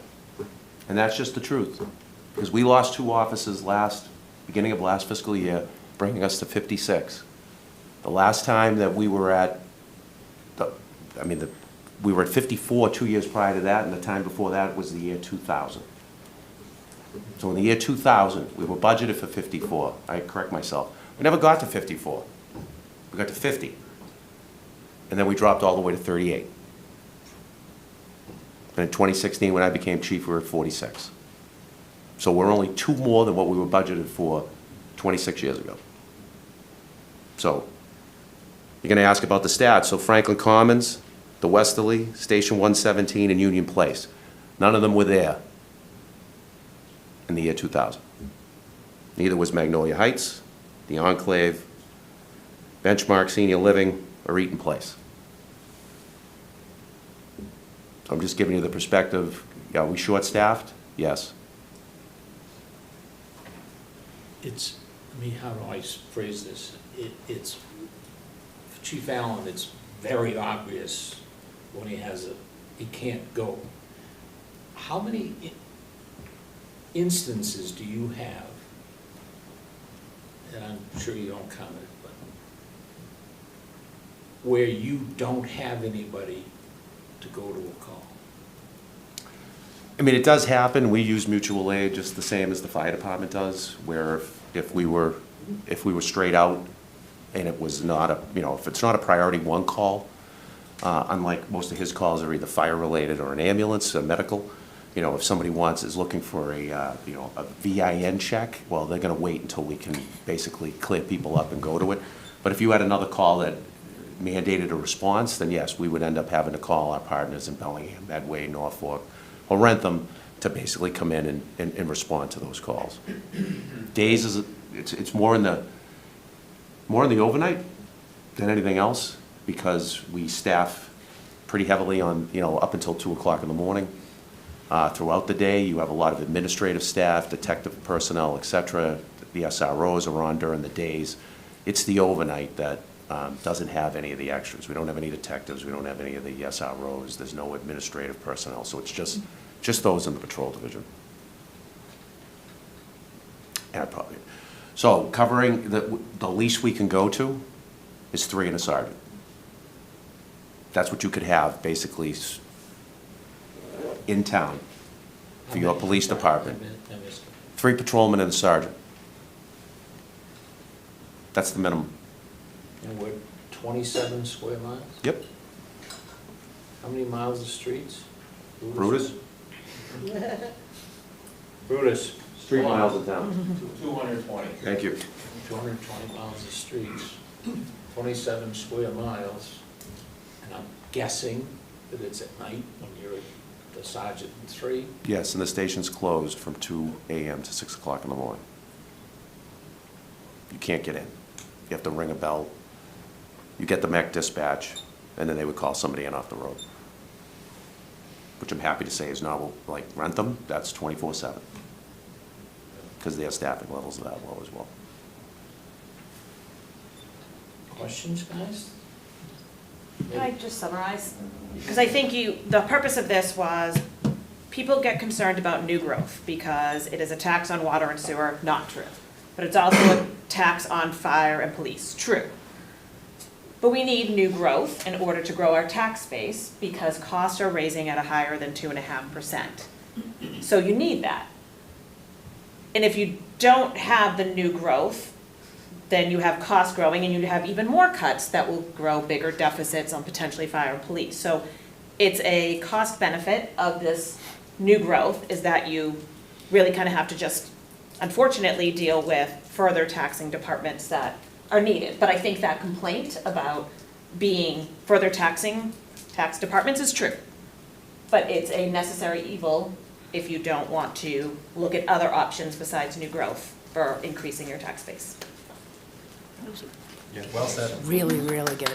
Thank you, Nick. Well done. Somebody should put that on the website. Thank you for all the explanations, very helpful. You got off really easy. Asked that poor other guy so many questions. That was my goal, that's why I let him go first. He's new, he'll get it, I don't think this will happen again, but.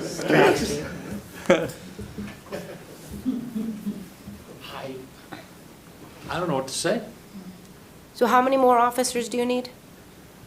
I'd like to be at 63, And you're at what again? 56. What we would do with them, I would definitely restore the 2 SROs that had to go into patrol. And the reason for that was that we finally were able to get patrol to 34 patrol officers, which is what is necessary to be able to have a majority of the day be staffed with 2 over the minimum. And that over the minimum means there's a minimum number of officers we cannot go below. If you have 2 over the minimum, that means that up to 3 people would be able to take benefited time off. And when you can't pay well, you give a lot of time off as part of the collective bargaining. It's just a natural thing in public safety. It's gone on forever. So they have time off and so forth. When you go below the minimum, either somebody has to volunteer to take the shift, and if they don't, you get ordered. I don't care if you have a recital for your daughter or your son or this and that. I do. It's terrible that we have to do it, but we're public safety. You get ordered. We can't just close down one section of town and say, we're not going to go there tonight. You know, it's just not the way it works. So we're there. Now, we're at the 34. I can't go below 34. So if we lose more officers, we lose more SROs. Then we'll lose our task force officer. Then we'll end up losing some of our detectives until eventually we'll have no other choice but to cut patrol. That's just the way it's going to end up being.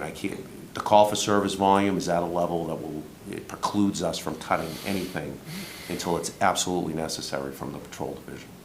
And you mentioned restoring the SROs is one of the Restore the benefits. SROs, and then what we really need, because it's the single largest complaint that we get, is a dedicated traffic unit that we've never had, which means they would not be tied to the radio specifically for call for service. They wouldn't be in a sector. They would just basically go to all the areas that we identify with and that others complain about, just concentrate 100% on traffic enforcement. And then would that also allow the station to be open during those hours you said it's closed? It's possible with because that would be 3, so that the other 2 would probably be put into patrol as well. And that would, we could, I don't know about the 2 to 6, but we definitely we'd have more people on the overnight. Not too many people come to the station between 2 and 6 anyway. I'm just saying, that's just the way it goes. Maybe we'll start. But we would end up, we'd probably try to boost up the overnight to get additional people on there. I mean, there's more than 3 in 1 scheduled. It's just with time off and so forth, that's what we can go down to. I don't have the overtime budget to replace everybody that takes off. SRO question, is that a shared cost, or do you, No. it's not? No, what it costs for the school resource officers Yeah. comes entirely out of the police department budget, with the exception of one of the remaining 2 SROs. It is a intermunicipal agreement that we have with the Tri-County High School, Okay. in which they pay for 50% of the officer's salary. Yep. Education incentive, not the benefits. And that officer splits his time between half the time at Tri-County, the other time at Franklin High School. Okay. And then you're down 2. You kept 2? There were 4? I have a sergeant and a patrolman, and they cover all the schools.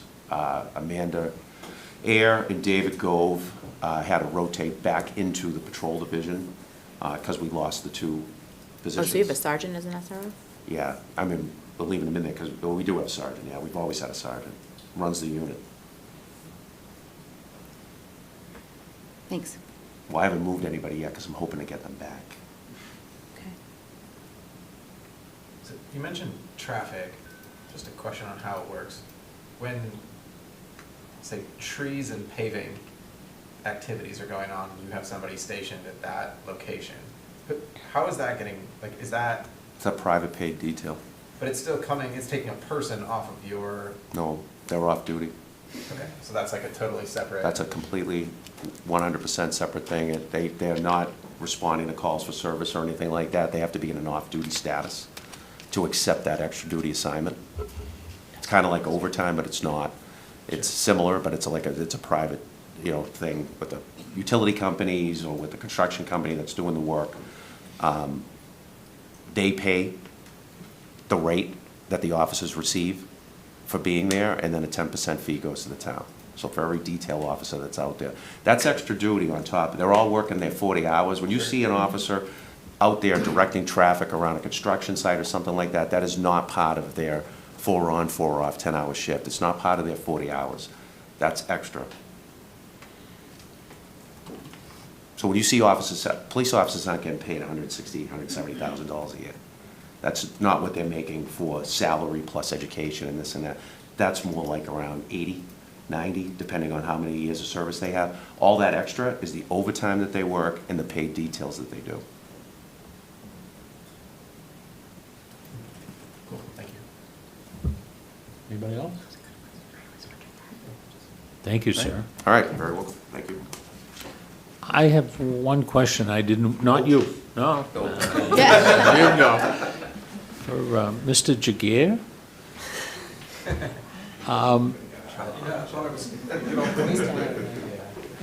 You came in, that was this. Good evening, everyone. Do you, I was gonna ask you for it this week and I didn't.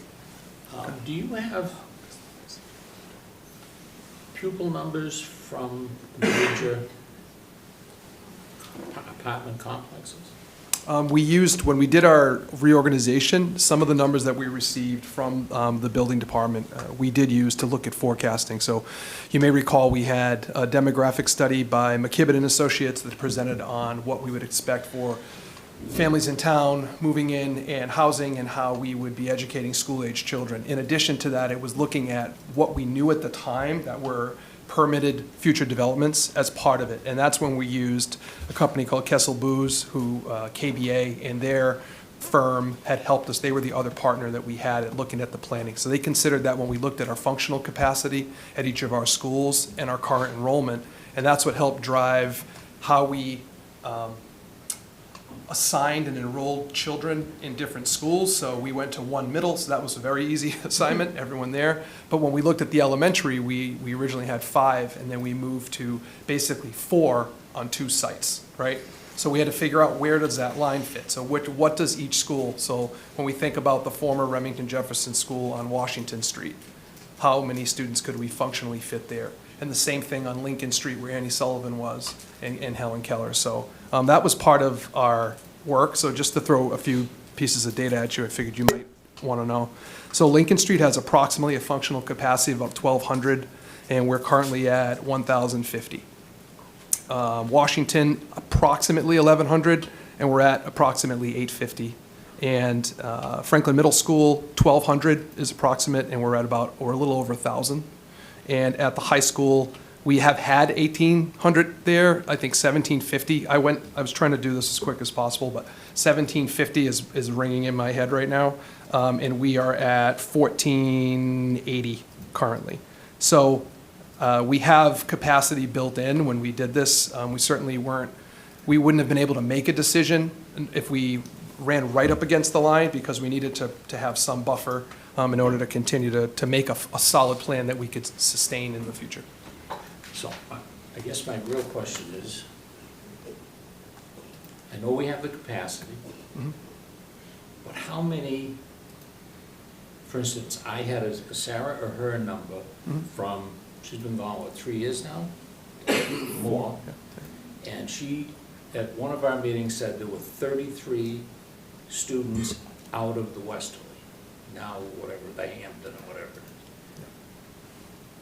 What are you anticipating, either on an average or whatever number you would use, let's say out of 444, or Grove Street, or the ones across from the Honeydew up the street, or whatever, is there a number that goes into your mechanics for next year's budget, for instance? It's a good question. Or is there an actual number, how many kids come out of apartment houses? But my thought is, not as many as single family, certainly Right. a four-bedroom colonial is gonna produce more kids than a two-bedroom or a three-bedroom apartment in any complex. Right. Because of the people, the nature of the families in them. So you're correct. The other thing I would say is, with our numbers, what we try to look at is what is the current second grade number, what are their numbers right now? And that's what we use to move forward and say that's what third grade would look like. So then we try to look historically at birth rate and look at what is kindergarten going to look like and what can we anticipate. And we try to use the current kindergarten numbers we have. We start early registration and enrollment to try to get, hone in on those numbers. What we don't do is try to over-predict, and I think I heard it similarly around some of the calls. You can't necessarily predict the calls that you might have to go to. I think I heard the fire chief mention, we don't try to over-predict what we anticipate, but we look at historically how many students try to come from complexes where they have housed for multiple bedroom apartments, for example, in a complex, and try to work with those numbers, and those make up the classes, so. Is it a big number or a small number? It depends What on are you where. guessing? Let's say per 100 apartments, is there a number that you, when you do your planning, Yep. would say, okay, there's gonna be 250 down the street, Yeah. what would you anticipate? I would look at the. Either on a per apartment, Right. per 100 apartments, per whatever measure you wanna use. Do you do that? And is, We typically take what who we are currently educating at an apartment complex. So if, say Dr. Hearn mentioned 33. If there's 33 students that are living within that apartment complex, and we've seen that over time, that's a number, but we don't specifically say necessarily like we're gonna add 33 from the apartment. They're already included in our number of kids that we're educating in each grade. So if a new apartment complex came online, one of the questions we asked in building was, how many are multi-bedroom? Right. Is it one bedroom or two? Because a two-bedroom doesn't assume that there's a child, it's an office. Sometimes people who have children move into a house once they're school-aged, but live with toddlers before, like a starter apartment or a starter home. So there's a couple of factors, but we don't certainly over-anticipate or try to overcount for that, so. I think that's really one of the issues that we see that's most confusing for folks in the public, and I understand it. They see 250 apartments or 100 apartments, but under 40B, hostel or friendly, doesn't matter what category, it's actually in state law how many have to be one bedroom, two bedroom, and three bedroom, right? So I think to your reference, well over 60, I can't remember the exact, I think it's 60 or 70% of them are one bedrooms. So those would assume no children. So I think the two bedroom, it's a little bit more fluid, and I think in the three bedroom, that's when you get, possibly your first child, or and then you're looking at that point in life to maybe transition into a single family home, so. just trying to come to we've gone through, we do have water, we don't have enough cops and firemen. Yeah. And they have numbers to measure it. I'm just trying to get so when somebody's objecting to something, wow, there's gonna be kids in the schools, and there's gonna be 17,000 calls for the police, and blah, blah, blah, blah. You don't, would be nice to have an average number that comes to say, hey, yeah, okay, we're gonna have kids out of apartment houses. We do. What I can do is I can prepare some information for you if it's helpful, just to let you know, like raw numbers of students that we're educating in different complexes. I'm happy to provide it. 6 biggest. Sure. You can leave out the senior living. The only last little quick thing I'd mention is, I think Shannon brought up about tax base and needing police officers and firefighters, like the development hasn't been built yet, anyone, right? So say it takes 4 years to come online and get occupancy. When the assessors go out and assess that property, we'll just use across the street for a reason, so it's assessed right now at like $1 million. So when the assessors go out with a fully built, constructed area, I think Dean Ave was used as this example. That building at one point was $1.5 million assessed. I think it's assessed now at about 70 million, but it has a pool and other amenities that drive up that value. There's also no affordability component to Dean Ave. So now you've put a 30, 40, 50, $60 million assessed property. Then it goes through a year of the system to collect the taxes, right? You send out bills and you get the bills that come in. And then the children come. So even if you use 33 children at the Westerly, another misnomer is, well, it's 18,000 and change per pupil cost. But it's actually not a $18,000 or $19,000 per pupil cost to the tax base, because 6,000 or 7,000 of that per pupil cost is from Chapter 70. So if you did 33 children times 12,000 or 13,000, round numbers, that's about a $450,000 tax impact, right, on the levy. I think across the street, and I think Dean Ave they estimate it's around $1 million, round numbers again, in terms of the tax base that will be added from those developments. So roughly half of that cost in that scenario would be going to pay for kids that show up. Now, the kids don't show up right when occupancy opens, right? So it phases in over time. So the question then is, to wrap this up, to what Natalie's great summary was, well, when do we hire the cops and police officers, firefighters, and teachers to supply the service for the people that are there? Well, we do it after they show up. And oftentimes when permitting is going now, that may not happen for 5 more years, 3 more years, 8 more years. There are some developments in town that have been permitted, that have been I think of the Heights one that took 15, 20 years to build. So that's actually a great closing, I think. You know, when a development is built and Lucas sees a little bit of an increase in students from those apartments or from a single-family home, the taxes that are being paid on that new home when they come through the system essentially pay for it. It is never going to be a dollar for dollar. We live in a society where we live in the aggregate, right? Brutus may do a road project before the children show up. Lucas doesn't have any cost, but we may do an improvement too, you know? So it's never going to be a dollar for dollar. This is a very good reason why developers and decisions, why planning boards and ZBAs don't say, oh, you have to hire 2 police officers, you have to hire this, you have to do that as part of conditions, because we have to generally wait for that to come through and catch up and see it in actual reality. I hope that makes sense, but I think that that's a misconception out there that people have, and I fully respect the fact that when a development permitting project is going on, that's when emotions are at their highest, that's when concerns are at their highest. We prospectively look out and say, you know, we're going to have 200 students. I heard that during the ZBA hearing. We're going to have 100 to 200 kids come here. We're never going to be able to afford it. But the reality is, we actually just go day by day and work through the process. And when the thing gets built, if it ever gets built, and kids come, the superintendent welcomes them with open arms. Can't wait for them to get registered in kindergarten or whatever grade they are. But that tax base comes into the tax base, and eventually you'll see those numbers, hopefully, in the tax levy during the budget process. So I hope that kind of circles the wagons a little bit for you, Lucas. Yeah. So- Yeah. I didn't want to cut you off. Oh, okay. Am I good, George? Thanks. So one thing I want to add into this, so numbers are one thing.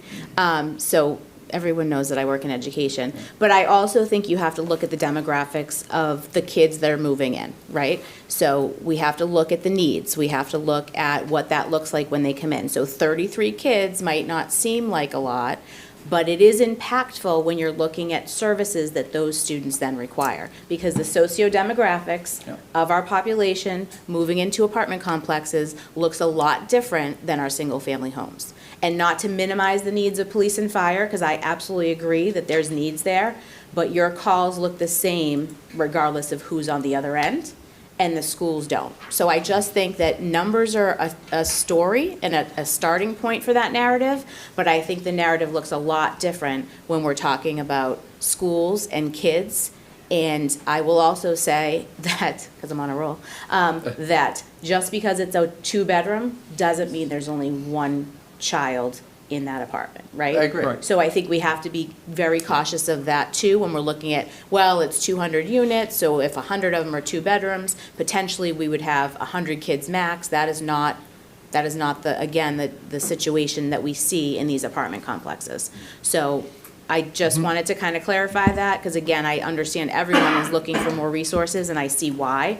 But there is a very big difference between children coming in and the calls that we receive in emergency services, so. And it's an excellent point, and then that's exactly why you can't project, if you go to permit a decision, a developer can challenge those costs because they're prospectively labeling something that is not necessarily their responsibility, right? So I mean, I think this is a good point, right? Like in the sense that we don't know what's actually, so we just, like we have in town for 50 years. Every development that's ever come in here, there's concerns about these things. I would also say, I think Dr. Dutch referenced this many times. I think we have people that live in these units also go out to eat. They pay athletic fees, they pay fees to the schools, they pay fees to the community, like they also generate all other revenues. So it's an imperfect science, and that's why a lot of times when towns issue financial proposals with development, oftentimes it's never accurate. It's great to do that kind of smell test. I completely agree with a lot of the permitting boards and residents that want us to do fiscal analyses of these things. We can do those. They can be issued by the boards to ask to do that, and I think they usually do. But it's only kind of a range of what that's going to be until the folks show up. Right, and I agree. I just wanted to make sure that we understood, because I think part of the reason, George, you brought this up was looking at impactfulness, right? And looking at that measure of impactfulness of these things. In every development, on the public hearings, the prime concern is the impact on town services. Right. And I tried to, the intent was to kind of quantify it a little bit, and I think we've done that to some extent. You know, we know that, you know, Bruce and Doug they don't have an issue. The fire chief, the police chief have issues. Will they work through them? Absolutely. They're working through them now. And then the schools is the other big piece. Yeah. That's all. So I was trying to answer the question directly earlier around our physical capacity to house children in the schools. I want to say Jen, can I say that? Is that formal? Yeah. Jen brings up a point around, you know, and I think there are different analogies for this in different departments, and I would argue, you know, a student who comes in with more need than a typical student maybe will cost more to educate. It's probably not uncommon to think about it like anyone over 55 is more likely to need medical assistance. Right. I think we heard that tonight. So I think all of us have our piece of this, but I would just say to you that the way we try to long-range plan is look at the demographic study that we had done, because the demographer that does that for a living actually projects out. He did a great job through COVID actually projecting, and now we use that information. We look day to day, year to year rather, on our enrollment. What does it look like for the incoming year, and that's how we staff and try to make the decisions that we make. But yeah, I think it's a good plug for people completing their census when they move in or get it done, because I think that's actually really good data to help us look at who we can expect for pre-K and kindergarten. So, and the box is downstairs, you can walk right in and drop it off. It's right there, red, white, and blue. Every time I listen to that, I think about the discussion at the planning board level for the Starbucks on West Central Street. It was going to be absolute traffic Armageddon down there. And I present to you today that it is not. That was the biggest, repeated over and over and over. You're not gonna be able to get out of the intersection. They're gonna have 1,000 accidents. It's gonna be backed up on Pond Street. That's not what happened. And you wanna give we have given people a reality, I hope. Nobody's watching. We have 7 people on YouTube and one counselor on. So who knows? But maybe they'll listen. It's just reality. We know when they say, we're pushing the police department, yeah, we are. We're pushing the fire department, yeah, we are. We're not pushing Doug and Brutus because of planning 10 years ago, or 20, who knows? Okay, this section of the meeting is over. Mr. Chairman, Yes. due to time, the next presentation on understanding abatements and exemptions, would you like to move that to another meeting? It's Or- abatements on, I thought you were just gonna say the materials are there. Yes. So the material I sent to all of you, and you can always contact myself or the Director of Assessing with any questions. any objection to moving it to somewhere else? No, It being 8 o'clock? no. All right. Thank So you, moved Kevin and Doyle. Agreed to. Thank you. And now we get to go home. Because I think capital is going to be an issue. Yes. Thanks, Kevin.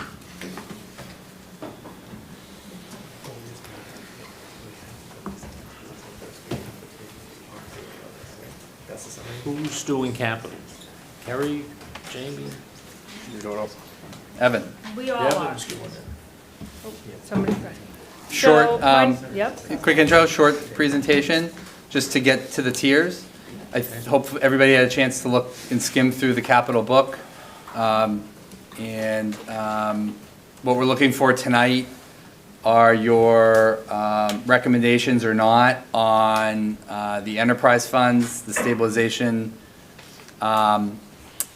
deposit for just OPEB, and then we're recommending the tier one. And if you look in there, we're recommending to keep some of the free cash for the budget deficit. But there are some things that are needed and that are broken, and Evan's gonna kind of walk through that. But we are looking for formal recommendations on those things that are on the agenda, the 3 resolutions that you have there. And the council is anticipated to take these actions up on February 11th. February 11th will also be a presentation at the council on an updated FY27 budget model as well. So, go for it, Evan. Do you want to go through the whole? Here's Sure. the slideshow. My name's Evan Lacasse. I'm the Deputy Chief Financial Officer. In the posted agenda is a capital book. So these are kind of highlights that are pulled from that. Also in that book are the department's formal request forms, the 5-year plans, and all the quotes and backups for the requests. So we have capital budgeting decisions. Capital decisions assist in the maintenance and replacement of town assets and identify the funding necessary to accomplish those investments. Brings capital needs of both school and town departments into a single framework for review and discussion.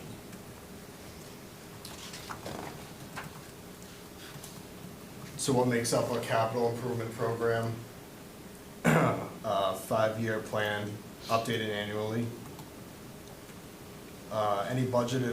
Any operating costs that should be budgeted associated with CIP projects. What are the risks if requests are delayed? Postponing improvements to buildings and infrastructure result in higher costs. Free cash, overlay surplus, and short-term revenues shall be used for recurring capital items and smaller one-time purchases or projects. And bonds will be used for larger capital projects, usually over $1 million, unless it can be paid off under 5 years.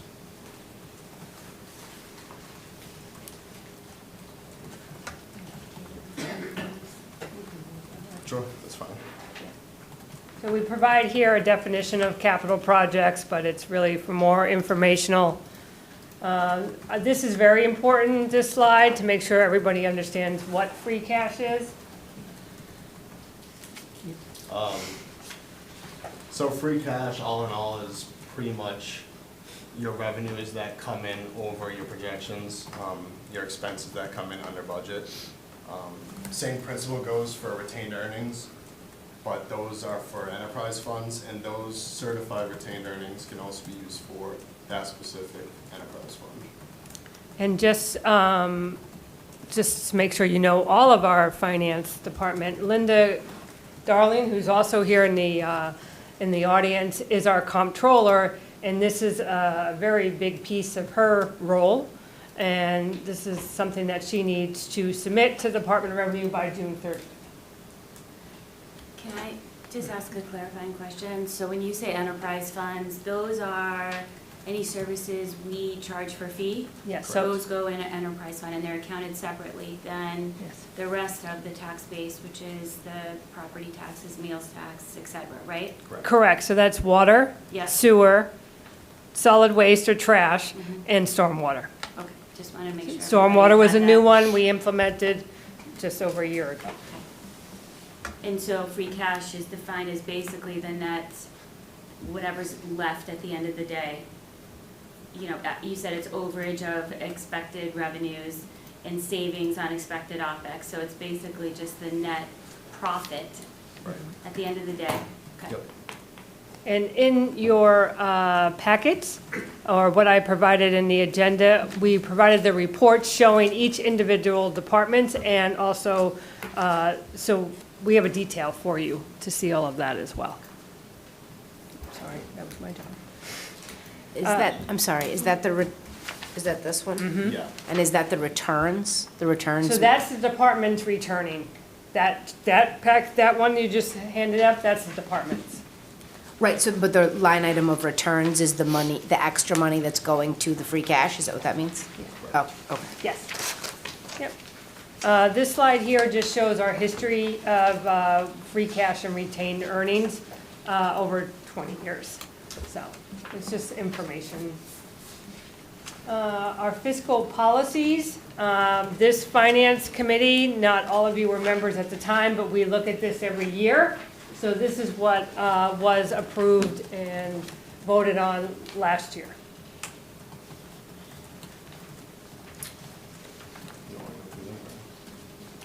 Just a Yep. comment. General stabilization is perhaps one of the more important numbers in town, because that's what I think, and I could be wrong, what was one of the prime drivers to the AAA rating.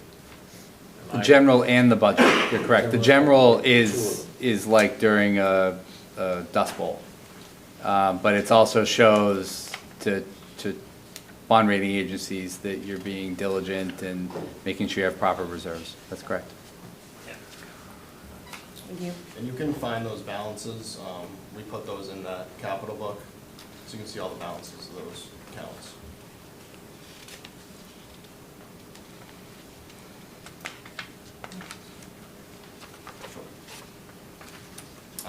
Over the past several years, the town has made great progress in strengthening its commitment to capital reinvestment, increasing funding levels, and maintaining a proactive approach to asset management.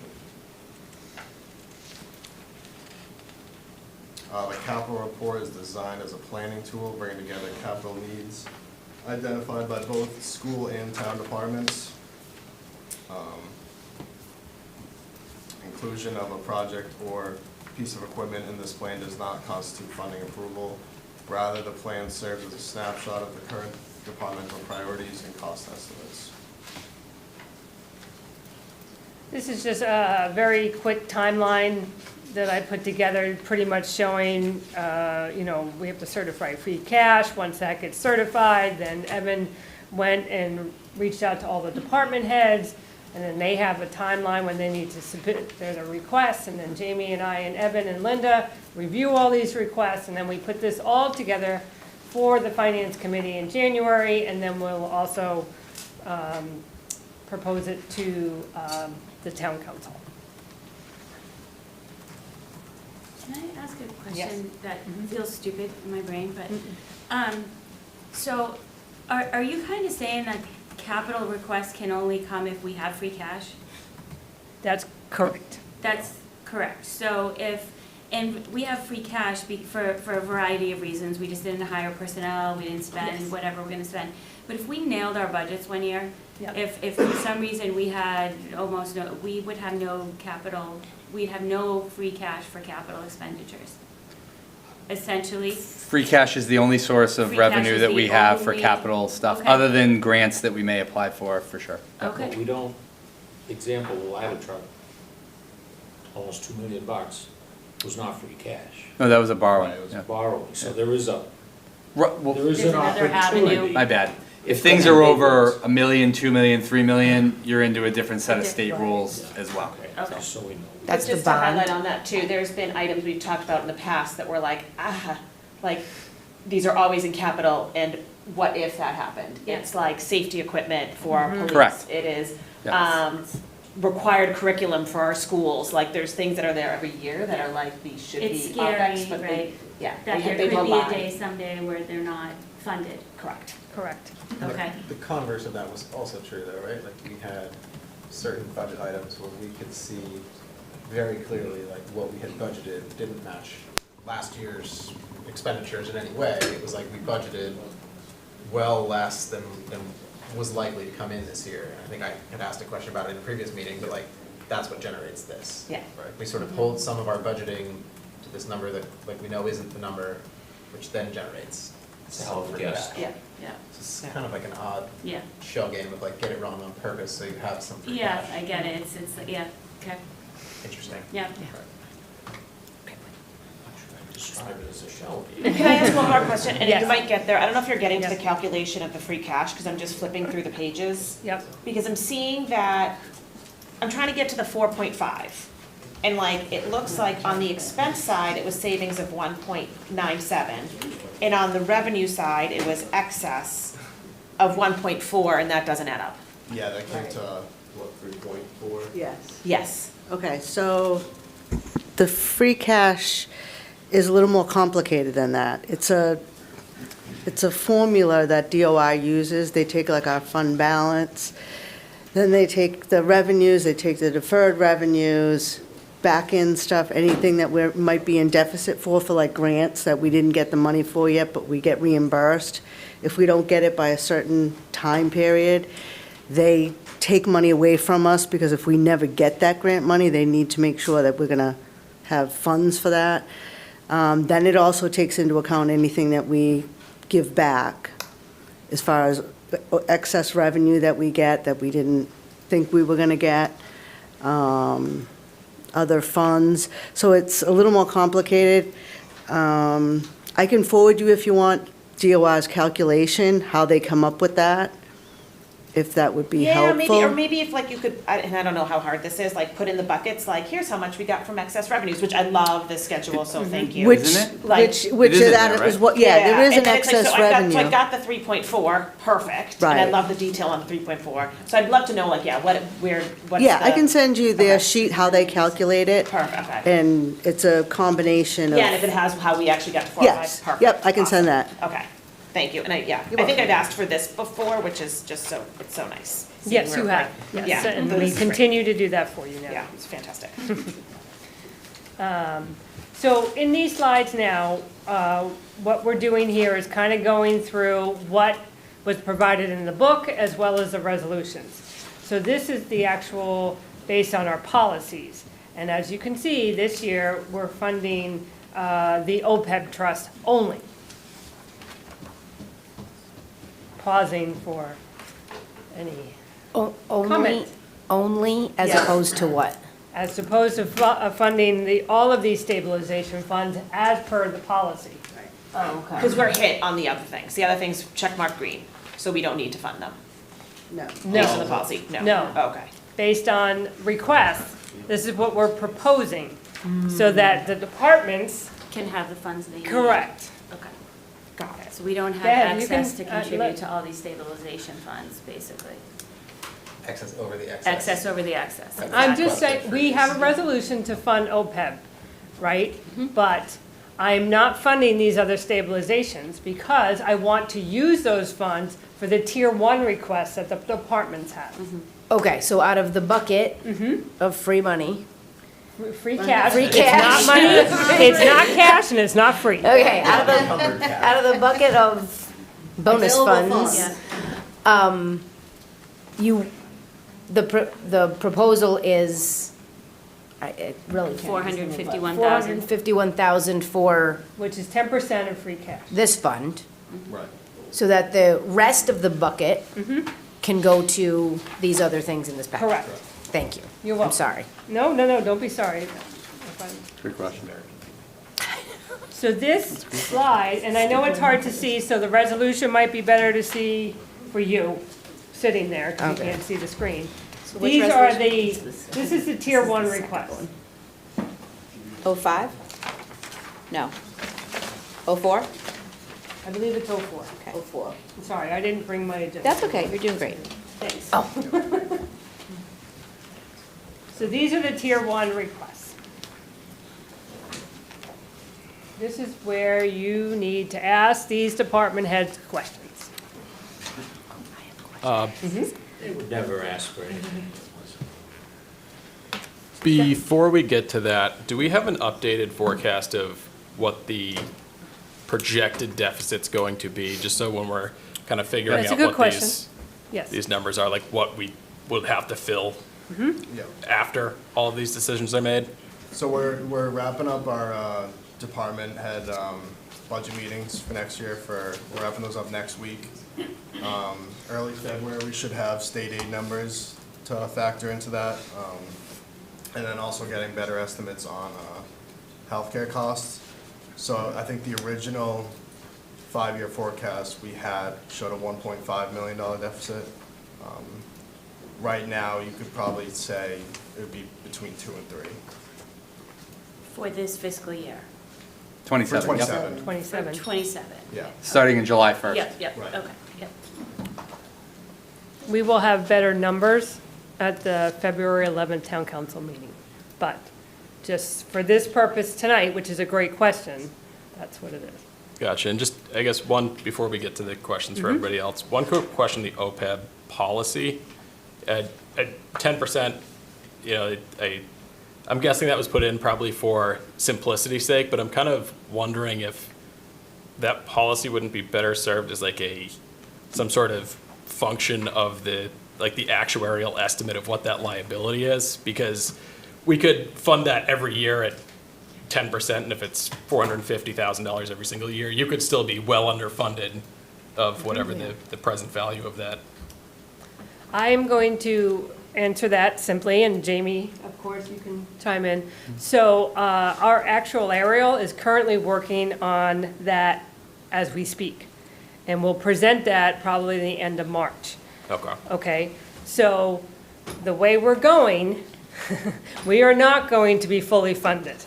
The plan is when the pension, we pay a pension to Norfolk County, when that is fully funded, we're hoping to take that money and put it towards OPEB. We are doing Okay. very well compared to other communities, and this is all going to be presented, in fact, it was presented last year on March 4th, I believe. Yep. He's going to have a better valuation this year because he does a full valuation every so many years, and this is the year. So I will have better numbers, and after that, if you want to look at the policy and change that, that's certainly something we can Gotcha. talk about. And Jamie, if I'm missing anything, please. No, I just would say that, we haven't funded OPEB the last 2 years. We were way ahead of the curve for a while, but every town's struggling with it.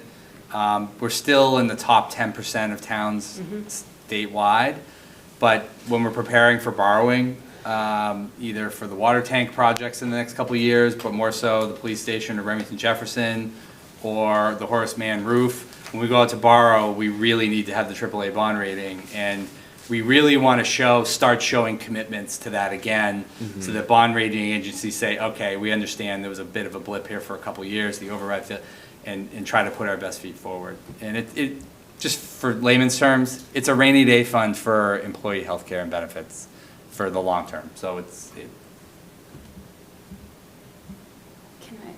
Just because you said something about Norfolk, and that reminded me of something that almost happened last year.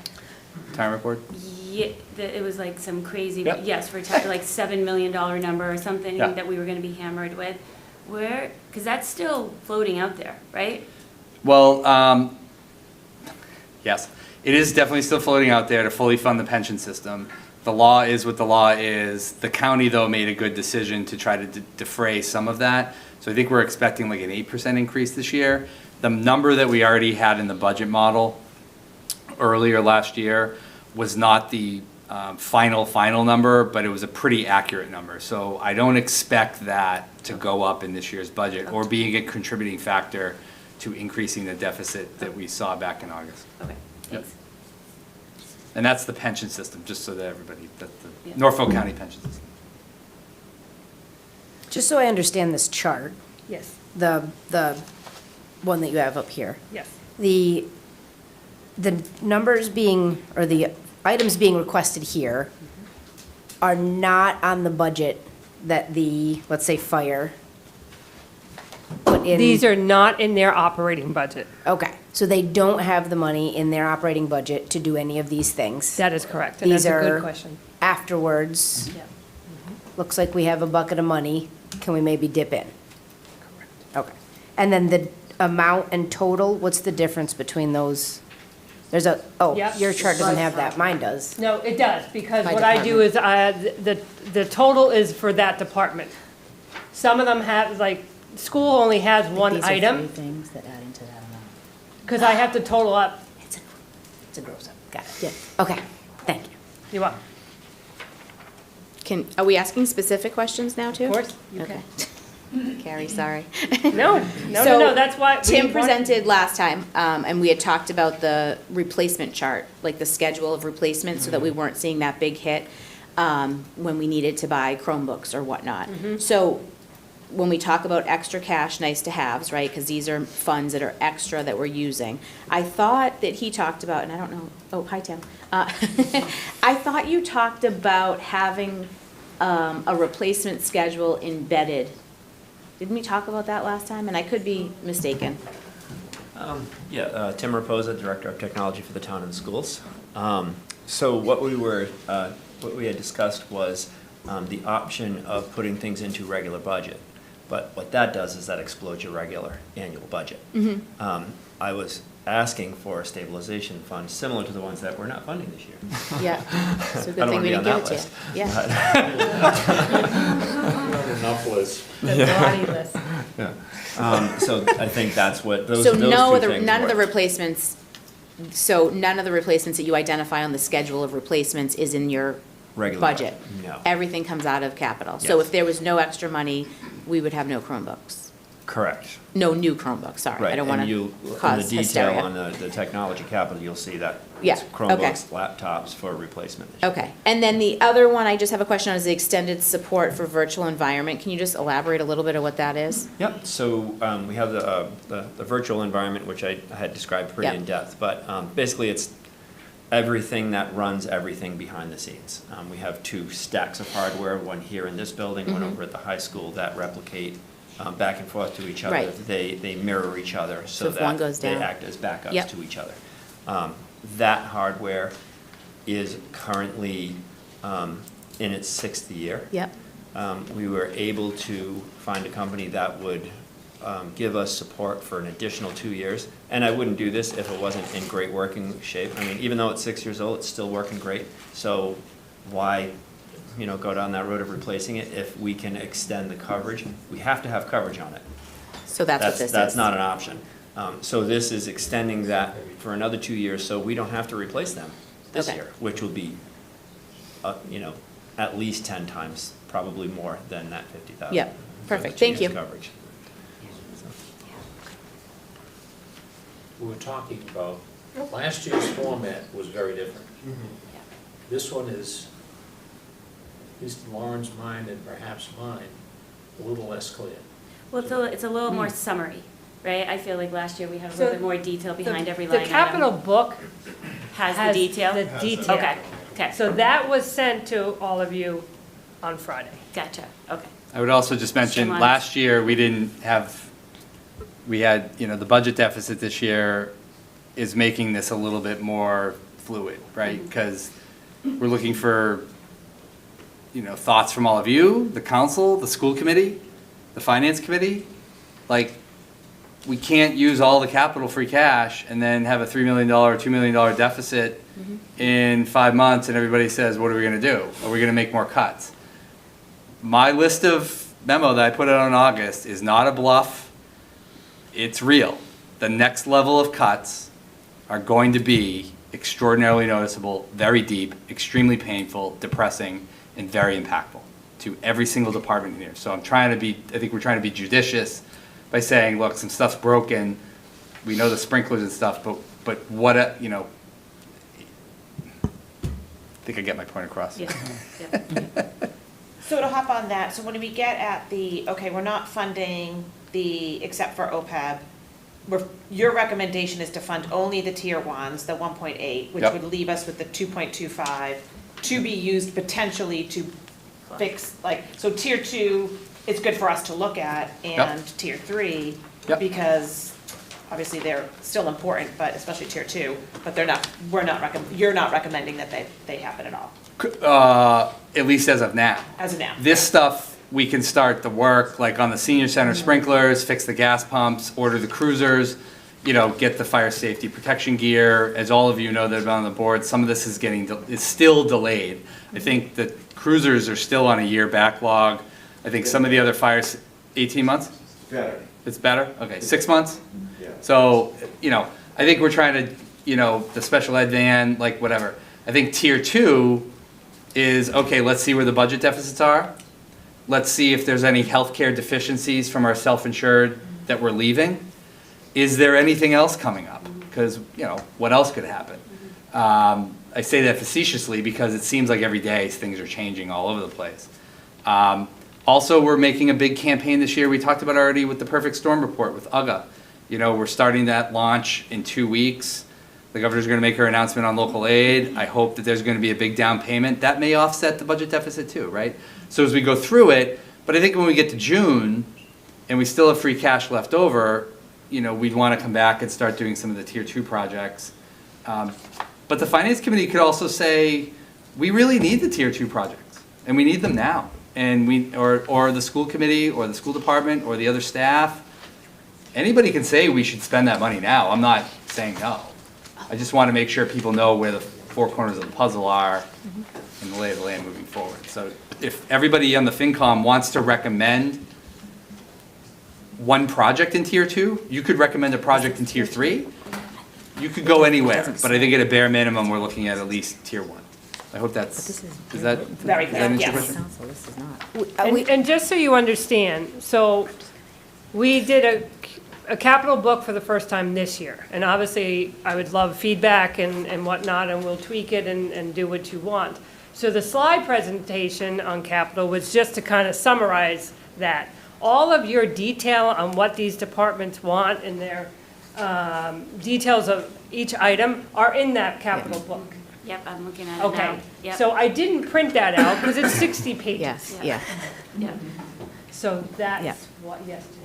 Oh, I thought so, you had a question. no, I always have a question. Okay. But, so we're just chatting, so do we have this resolution 05 is not the tier 2 and tier 3? I did not do a resolution for Because you kept tier it 2. separate, because we're not talking about that. So Okay. we have time to make any recommendations that you agree upon before we present to town. Gotcha. This is capital coming out I of have the a, enterprise. so how, tier 1 So was because it doesn't have free decided cash, collaboratively considered tier between one. you guys and the groups? Like Coming out of the enterprise. if the police chief were to come have up and we were to say, hey, are you okay with only getting, He may not You be know. okay with what he's getting. Am I right, chief? I think he's happy, but to illustrate your point, yes, Okay. right? And, we're short-staffed, right? I mean, I know I'm a broken record, but, we can only do so much, so it's like we're slammed with time. We put the book out to try to give a yep, comprehensive look at it. But we can talk about tier 2, tier 3, or tier 4, or whatever. No. I'm just, Thank you. It's up to you. No. We were just trying to understand where. Yeah, I but wanted we're to make sure. recommending what's in front of you. Yeah. But you could make a different recommendation, that's okay. No, if you I choose wanted to make sure I had, for the enterprise one, I Yes. wanted to make sure that Okay, wasn't, then. yeah, that's, Understood. January 9th. Can I have a question for facilities, and there may be others that, I looked at the IT list, didn't seem like, on the tier 2 facilities, There's And a that's couple in the things big that is one. basically like replacements. Is Yeah. there anything that if we don't Okay. replace it in time, the actual cost of the issue would be much more than what the capital is? Like one of them's replace a coil, I'm going through multiple presentations. Like one of them's FHS chiller coil replacement. If we didn't do that and the coiler goes, could it cause more damage than that 60,000 cost replacement? Yes. I think it's more, I don't think the price is gonna change, but this is an opportunity to tackle it in a planned method. You know, I'll use the senior center as an example where the senior center was dispersed for quite some time when it got insulated. So if we say no, and then the coil, you know, at the high school, then, you know, if it has to be done in an emergency you know, does it affect me, the facilities department per se? I mean, I gotta probably rush to get the pricing and all that together, get the team situated, but it'll certainly affect, you know, Lucas, Maria, the team, how do they, so I guess from a cost standpoint, no, but from a living in the buildings, absolutely. Got it, okay. And that, yeah, and that's like, like chiller compressor's probably the same. I was just wondering if there's anything like, when your hot water tank blows and it floods your basement, then all of a sudden your 10,000 cost became a $50,000 cost. I don't know if there's any of those types of things. Looking at what you just said, it doesn't seem it, but I just wanted to identify that if it was a possibility. On the tier twos, doesn't sound like it. It's like No. Brownfield demo, No. Washington Street chiller, the chiller at FHS, and then the Parmenter Code review study. Obviously, that's not a timely thing. Right. Okay, that's helpful, thank you. Because we brought up the memo that has the senior center listed on it as a potential for closing, and we also have the senior center sprinkler system listed as a tier 1 priority here, is that tiering on the assumption that the senior center remains open? Does that tiering, is that really irrelevant of that fact? We need to do it regardless. You know, it's still a building we own. We need to protect it from fire. Like, would that change the calculus at all, regardless of how probable or improbable it is that the senior center stays open or stays closed? Just, does that play into the calculus here where we've tiered this thing? On the sprinklers? Yeah, I just because mean- that's the single largest. Yeah, so we've had a couple of sprinkler breaks over the past 8 years or so. We had one, I think, a year and a half ago. Insurance covered a high percentage of that, but the sprinkler system ultimately was never fully constructed correctly 20-something years ago. So this is actually the last piece. We've done the insulation, we've done all the other pieces. So this is a problem. I mean, I think as Steve and some of the other veteran members, George, and folks that have been around a long time, this has kind of been a problem for a long time. So this is kind of the last installment of cash that will be needed to finally fix the sprinkler system in the senior center. Yeah, I guess my question is there a kind of a dependency in this choice to spend the money, depending if that senior center remains open or not, per the memo? Oh, it'll remain open. I'm not sure I understand the question. Well, like, I thought, yeah. Senior center was on your memo, saying if Jamie, it- about to cut. one of the options to. I can tell you right now, when I file my budget in April, the senior center will not be cut $1. So Okay. it's gonna take the elected officials to cut the senior center. Good luck. Yeah, I presume I don't that is think they're not gonna do that. really on the, I'd be stunned. So I don't think they're gonna close the senior center. yeah, I just wanted to make sure this isn't a Sure. situation My bad, which that's the option that's taken, and then we also spend $750,000 replacing the sprinklers. It's funny because the sprinkler system is $750,000. The senior center budget is actually only $600,000. Yeah. So like, if they think they're gonna cut the senior center too, like, you're not really gaining a lot of yield out of that. You're gaining a lot of angry people. So I don't think that's gonna happen. The sprinklers are actually costlier than the whole entire department combined as one, so. Yeah, not I don't making see a that judgment happening. one way or the other on Yeah, that yeah. decision, just Yeah. if there's a dependency in Yeah. kind of how we Conversely, evaluate the this. building has to be protected, whether That's it's open the- or closed. That's true too, Yeah, that's true that- too. that was kind of the root of the Great initial point. question. It's not gonna close, but if it did. Great point. It's gonna reopen, you still have to protect. I That's a forget good how point. much it It's still an costs. asset for the town, worth millions of dollars, even if it was in the way future somehow closed or something. You'd still want to do something with it and protect the asset. That's a Yeah, good so I point. guess my question, like, would that be a tier 2 in that situation? But Yeah. I Can't burn the overlay. think we're. I think it's a great point, though, but I think by us recommending it, we're recommending that we think all budget concerns should be saving, part of it should be saving the senior center because we just put $750,000 into it. And hopefully, the town council would consider the same type of thing, that if they're going to approve this, Yeah. they would put through the same measures, because otherwise it doesn't make fiscal sense. Yeah, great, I think it's a great point. So I'm gonna move on to the enterprise funds, No, wait. unless you wanna talk about tier 3, yes. Oh, no, I have a question on the tier 1, for the police vehicle replacement. Is there, so there's a cruiser that's down that we're replacing, or what are are we just like, oh, this one's old, let's get a new one? No, he has a replacement schedule. No, it's a replacement schedule. So we typically replace about 5 cruisers a year. We're only looking for 3 because different circumstances. One, it was taking about a year for the cruisers to come in from the time, basically, we would get the cars about a year after you voted to give us the money. This past year was 6 months. And then some unfortunate circumstances, thankfully nobody got seriously injured, but we've had 5 cruises totaled in the last several years. 4 of them were not our fault. Somebody basically hit us, and those cars, when they're totaled, they get replaced through insurance. So if you look on that sheet, you'll see that the mileage is down. Matter of fact, one of the cars, I think it might have been 613 at the bottom, shows it has 0 mileage, because when I finished that spreadsheet 3 days later, we took possession of the new car after it came back from being upfitted and is now on the road. Okay, so those cars that were totaled, you got back? Correct. Okay, and this is 3 additional cars? This is 3 on the regular schedule. Normally it would be 5, but we don't need the 5, so. Right. Yeah, we didn't reduce the amount that we normally request because of the circumstances. We only request what we need, and we only need 3.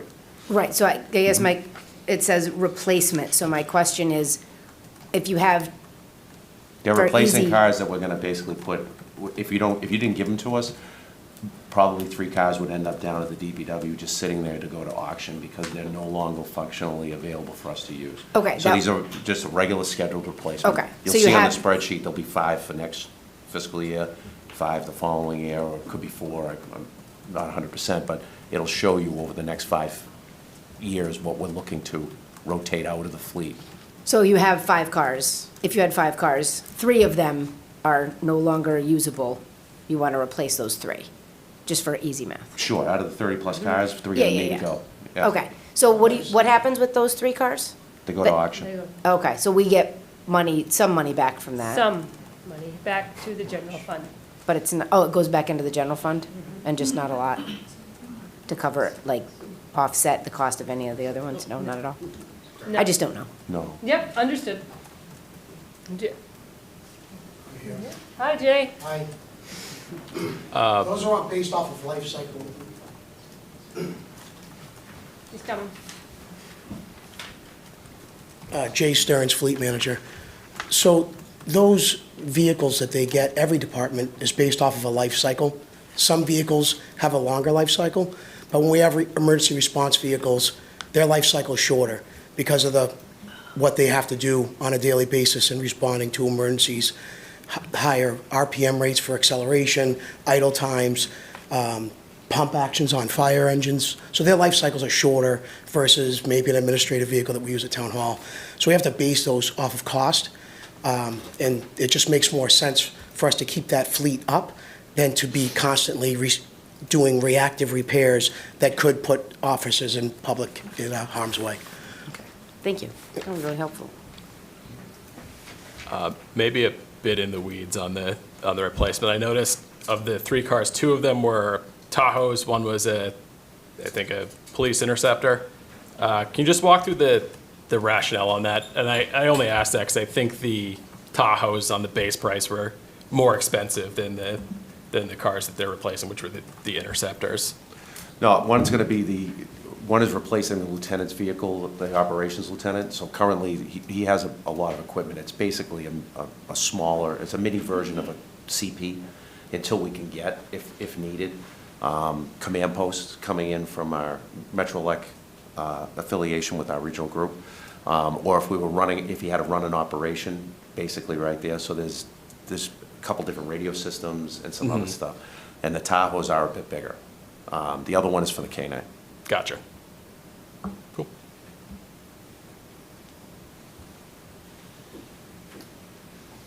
Anybody else?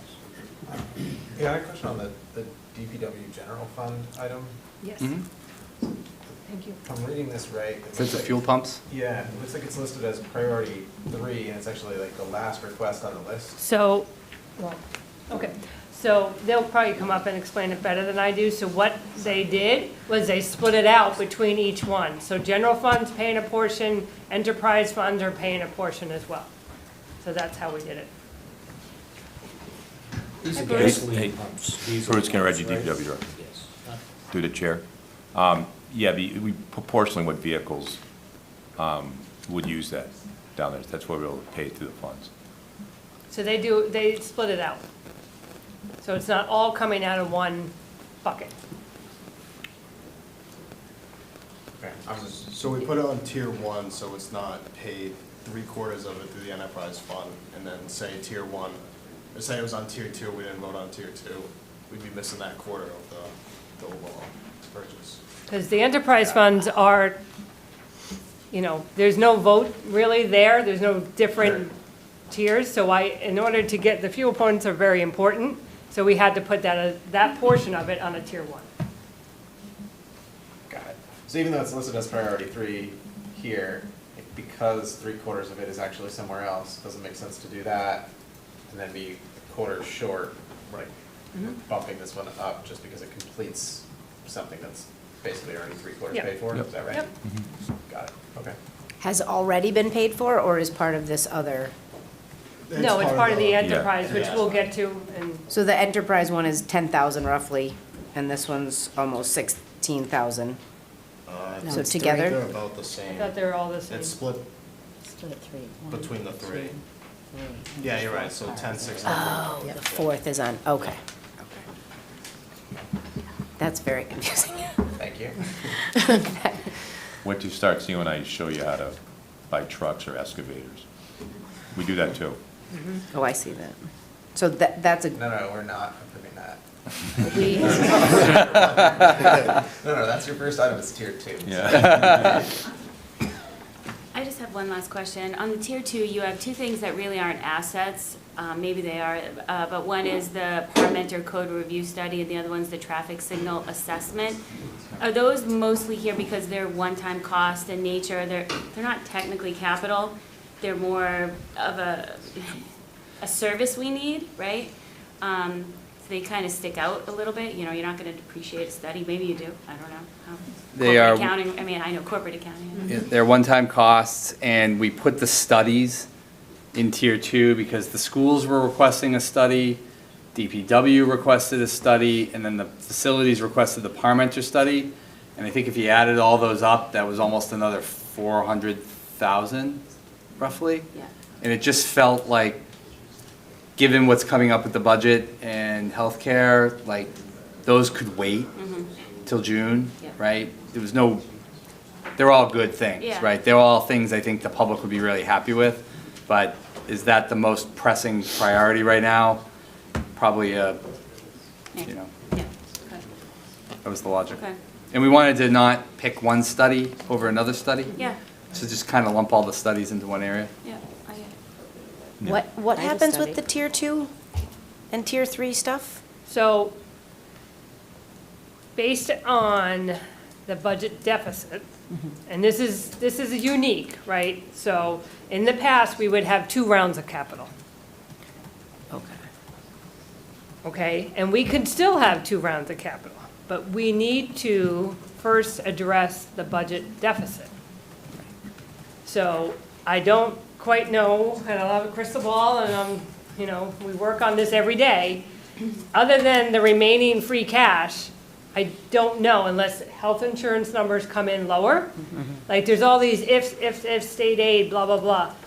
So if there is this money to cover the deficit, then we would come back to you with round 2 of capital. Okay. If So I we're explain that, okay. just voting on this, Just round, yeah. and then, so it's not like the other. This is your first round of Got capital, it. and we are recommending tier 1. If you don't Got it. want that, you Okay. have a whole menu of things you can pick and choose, you could recommend that to the council. That makes perfect sense, thank Okay. you. Sorry, that was like a newbie question, I just didn't It's, understand. it's absolutely fine. We're new too, The so. question. We'll And just figure it out. a follow-up dumb newbie question is, how do we vote on this with, it seems like is it an all or nothing vote? Like, I don't want to get arrested leaving here, but if I said, no, I don't want the police vehicles, You can't arrest me. I could just run. I think they could catch me, but. You can make a recommendation. Right. You'd have to work with the other 8 Okay. folks here. You'd probably make an amendment, at least to get a roll call vote on how people feel about that item, either adding in or taking out. And then eventually you'll have to vote on a final recommendation that would go to the council as is, or if you guys made any adjustments. Okay, Yep. so the vote is on all or nothing, but we could talk amongst ourselves to say no police vehicles. I'm not saying Exactly. that. That's correct. No, Did he hear me? I'm not saying that? that's correct, Shannon. That's correct. We can't just talk among ourselves, then they. Talk Right. among ourselves with the microphone. Right, yes, talk amongst ourselves out loud. So to that end, I guess, Tim, I know you walked us through the Chromebooks and the replacement schedule and whatnot, but if you were to wait until June on those, like, what is the actual impact in terms of like students this year, what they're equipped with this school year, and your ability to get ready for next school year? Like, is your purchasing process quick enough that they would be ready for next year either way? That's a tough question. So typically we put, we try to estimate the cost of a Chromebook at somewhere between $250 to $300. That cost varies because it's not just based on that piece of hardware, it's also based on the licensing that Google charges at the time that has to be paired with that Chromebook. So those are variables. Last year I got really lucky. When it was time for me to buy, Dell said, hey, we got this great deal. These Chromebooks are going, we're going to the next model year. You might be able to get these. We have 70,000 of them set aside, blah, blah, blah. You might be able to get in on this. The timing was great. So it really is timing dependent. If I put my order in, I would say no later than May-ish, to have them ready for September, to pass out in September. Beginning of September, end of August, right? So, last week of August. And if I'm looking at this right, you have 300 in tier 1 and another 300 in tier 2. Am I looking at that right? There's 300, No. teach laptop, never mind. Teacher laptops Teacher are laptop, the okay. 6-year-old laptops that the teachers Okay, have so right now those that are aren't all even- out of warranty. Okay. That's for tier 2. Yeah, okay. We really need those. Yeah. Yeah, Yeah. okay. I guess just to share the thinking behind the question, is just purely of like, this proposal has us putting commitment against a pretty significant chunk of money. If we do have a significant deficit and we are then short, like we are in a much bigger hole, if there's anything here we can defer, it seems like it behooves us to do that and revisit in June. If that makes sense. I'm not trying to put Chromebooks on the spot, I just like, anything that could wait more months, at least then make sure we don't end up in a hole that we're, cutting off our hands to solve, and instead of like deferring something out or I completely understand, and keep in mind, I'm the one just buying the hardware and I'm filling an educational need. The impact on that educational need would be better answered by the educator folks in the room here. Is it going to impact instruction? What will that do when the devices aren't there to be given to the sixth graders? If we kick that can down the road, those sixth graders that are supposed to get Chromebooks that will last them from the sixth grade all the way through graduation, which is a stretch in itself, that's 6 years, don't get them. What does that do? It's that whole kicking the can process again. I do not recommend kicking that can. Because the risk is that we say, no, now, let's remove it, and then we come back on, and there's no money left. You know, we decide to plug the gap with money, and now there's no Chromebooks. You know, if you look at this list, it's scary to think there's no body armor, there was no special education, and, you know, they're all scary what-ifs.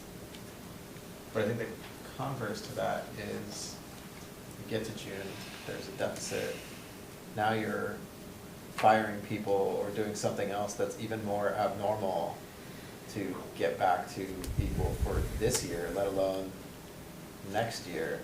So it's like, yes, agreed, like all of these things are on this list for a reason, but if we pay for them now and end up in a hole in June, the hole is harder to get out of because you can't undo these things.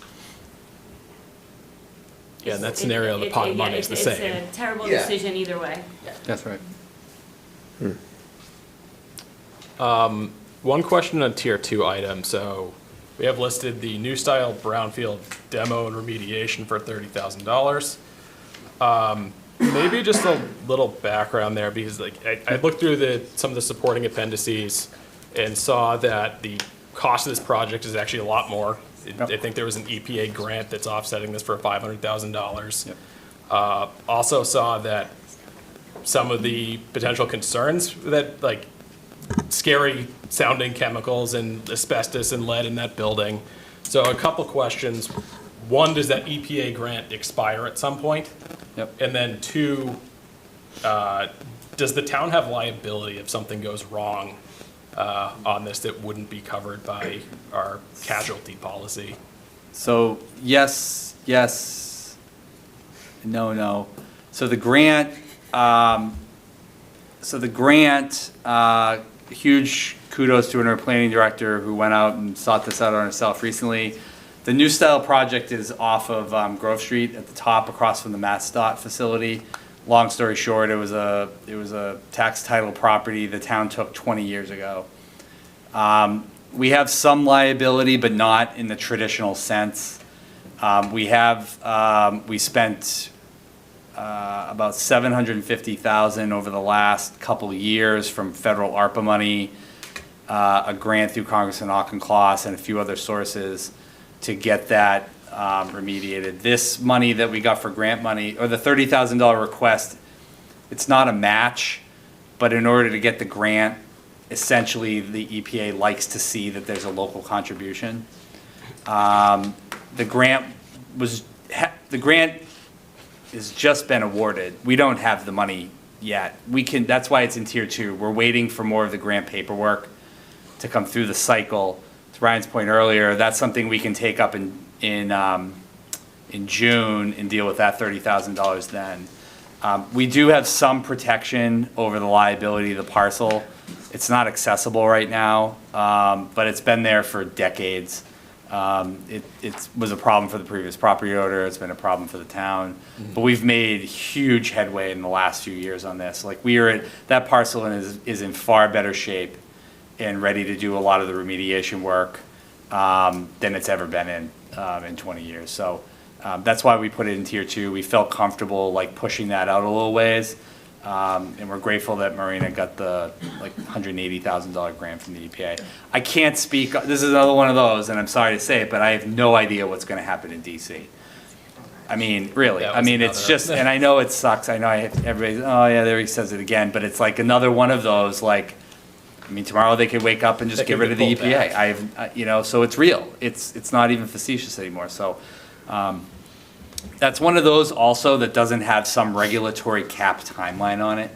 So the EPA and the state are just thrilled that we've made the progress we are. And so it's in good shape. It's not really something that's an emergency that people should be concerned about right now. Okay, so there's a pretty reasonable chance that we have another shot at that to at least get that grant money and put Absolutely. our own, okay. I think it's gonna take months to even do the paperwork. The EPA is brutal with red tape on this stuff. So it's like, it's gonna Gotcha. take us a while to get all that funneled through. And even get the money in hand is probably gonna take until summer. Okay, makes sense. This might also help you, Mr. Chair. The pollution down there is basically, it was an old jewelry place. Right. So it's heavy metals, so it's not moving. Like a lot of times they have to deal with stuff that's gonna move, it's gonna get in the waterway. That's usually a much more expedited type thing, but this stuff is pretty much just sitting in the soil. It's not going up and down, it's not being blown around, and the building's been taken down, so.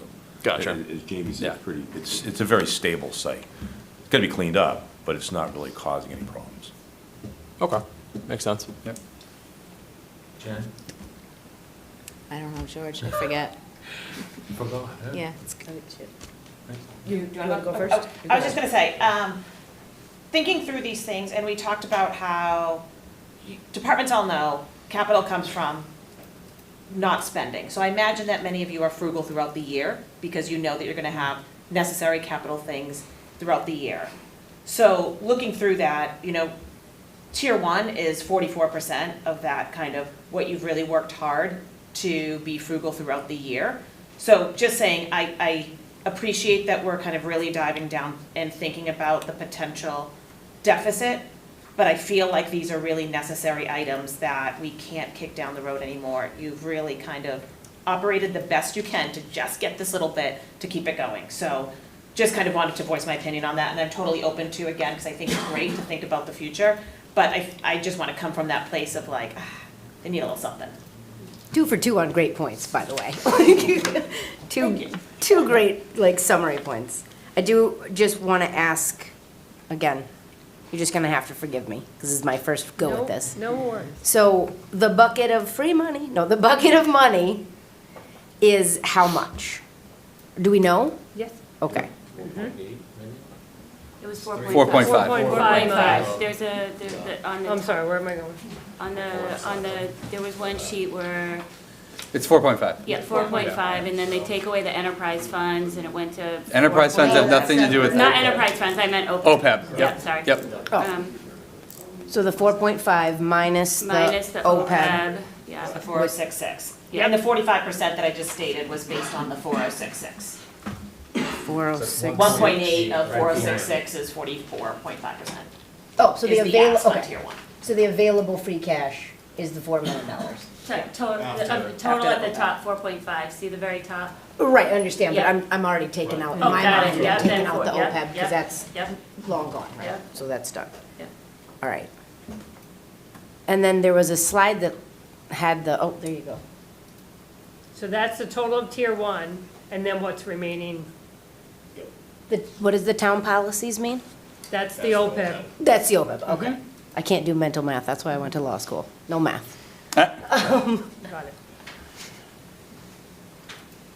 And then what's the available free cash? That's after. So that's after you deduct Okay, the starting that's what we would cash, have town left. policy, and tier 1, that's what we have left. Okay, Yeah, so the proposal right now is to basically use half. right, yes, okay. And it's basically to use almost all of what they saved in operating savings. They saved 1.9 in operating savings throughout the year, according to this. Yep. And so to use 1.8 of that towards capital. Yep. Yeah, for tier 1. And I think maybe this was already asked, but what is the, say, reasonable maximum expenditure for like a deficit number in June that you guys are looking at the moment? 2.2? And so that's like what you've held as free cash, okay? Understand? Bingo.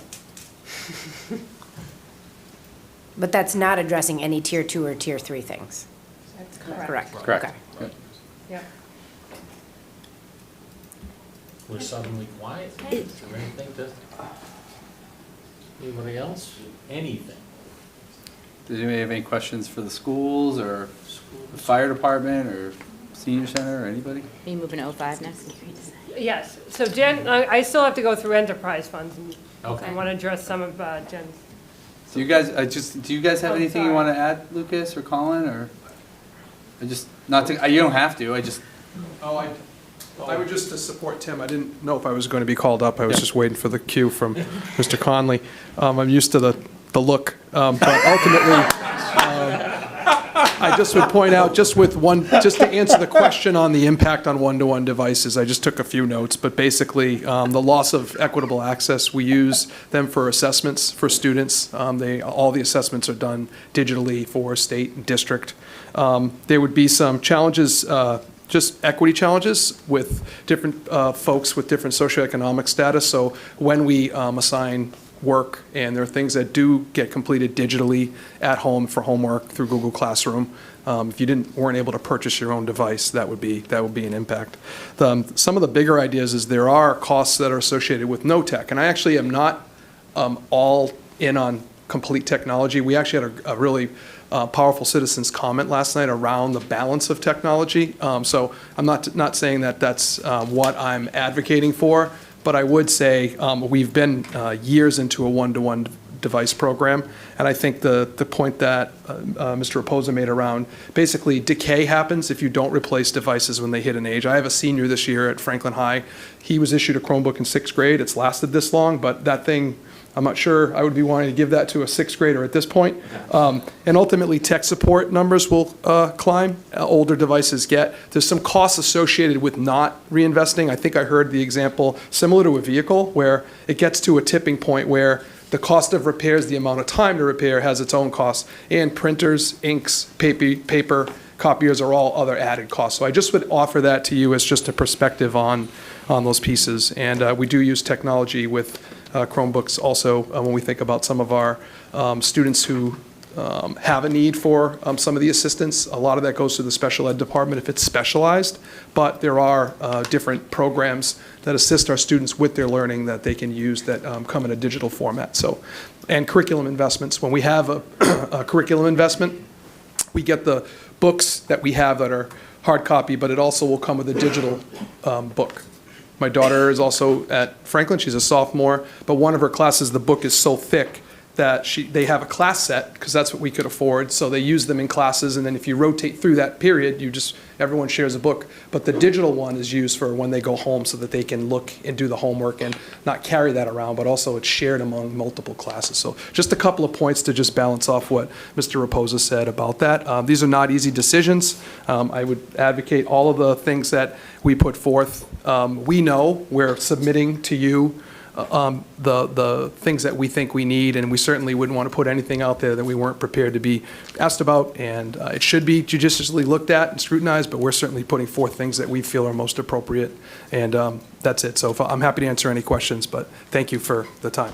I just have one quick. Is 6th grade the first year they get the one-to-one? 6th grade. Yeah, so and it stays with them. using like a cart, right? Like They use a cart model? and they share a cart. They're not take home. Yeah. Yes. When do we do the vote on this? Tonight. Oh, I know, I mean in terms of, do you have another presentation, and then we vote on it at the end? I just want to go through the enterprise fund Yeah. first, Let's do the enterprise funds. and then you can vote on all 3 resolutions. Does that make sense? Yes. Okay. Enterprise funds are gonna be quick, right? We don't really have a say. They're gonna be quick, right? Oh, yeah. Why are you asking me? I know what they are, I've looked at it many times.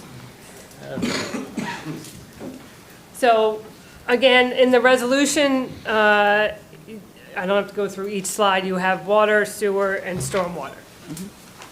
So based on those requests, do you have any questions? One just general question. If equipment is purchased by the enterprise fund, can that be used elsewhere in the town, or does it have to be only specifically used for whatever the fund that's purchasing? Say it's a water enterprise, it can only be used for water purposes, and I'm looking at the mini excavator as an example of that. Is this a deal where it can't be used elsewhere? Would we have to like bill the town back for the usage, or is it just we can use that wherever? We do use them, because don't forget, a lot of the projects we do, they're multifaceted. So that's how we say it happens. Like you say, if we got an excavator with a water department, you might fix a water line, but you're also fixing the road at the same time because you're digging up the road. So that's, we can use them that way. That's the questions, like the, we buy a truck for the sewer department, we use it for snow plowing because they gotta clear all the facilities that we have for sewer, because we have, 24 lift stations.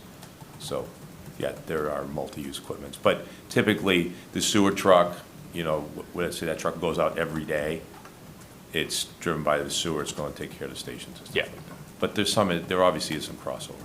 Gotcha.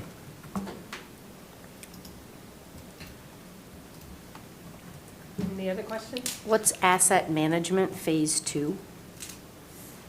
You might want to turn that one down. That's under sewer, right? Oh, yes, sorry. Yep, so we did phase 1 of that. So asset management is where you look at all your assets. So in phase 1, we looked at all our sewer pump stations or lift stations, and we ranked them from a risk standpoint and tried to figure out, all right, if Station X was to fail first, what needs to be improved in it. So we have that plan, and we're working on, and you'll see replace control systems at 7 lift stations at $250,000. So that's a continual capital cost or capital request that I come up with every year. And that's part of that asset management plan, was to let us know, hey, this is kind of our plan to replace and upgrade these assets. So phase 2 is going to look at our horizontal assets, so our pipes in the ground. So we're going to have a holistic plan, just looking at a risk profile of all those pipes. If we were to, is there a sewer main that goes under MBTA crossing, that kind of stuff, and kind of prioritize repairs and priorities. That makes sense? Yes, thank you. It also helps us budget, so we don't come in here with like one big number, like you heard about the tech department, equipment. We would hate to come in here and say, we need $2.3 million to do this. We want to phase stuff in so it goes in over time. So we do a lot of asset management. It helps build out our capital plans. Yeah.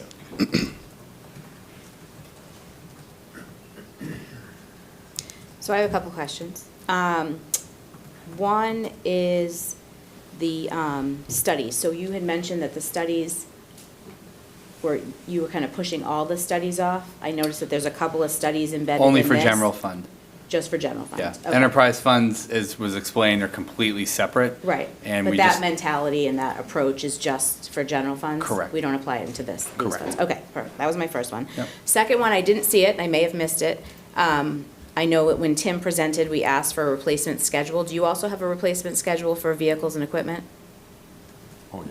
We do, yeah. So is that something that you can share with us? I believe it's in your, there's an It's in your appendix at packet. the end with links to all of the 5 and 10-year So capital it plans. wasn't in there, I had to click out to get it? It's on the last page. Right, But it's a link, it's not the actual that's correct. replacement schedule, okay. it's one of the appendices, yeah. It was So 60 pages, it would have been 200 and something, so we just figured we'd try to keep it, so people could just link to It the was a website. PDF, I wasn't printing it. What's that? So- No, but I'm saying it's like, it just would go, the document would go on forever. So, yeah, when you look in there, Yeah. every vehicle need that an we. ad- Part of Admin? the struggle of our world.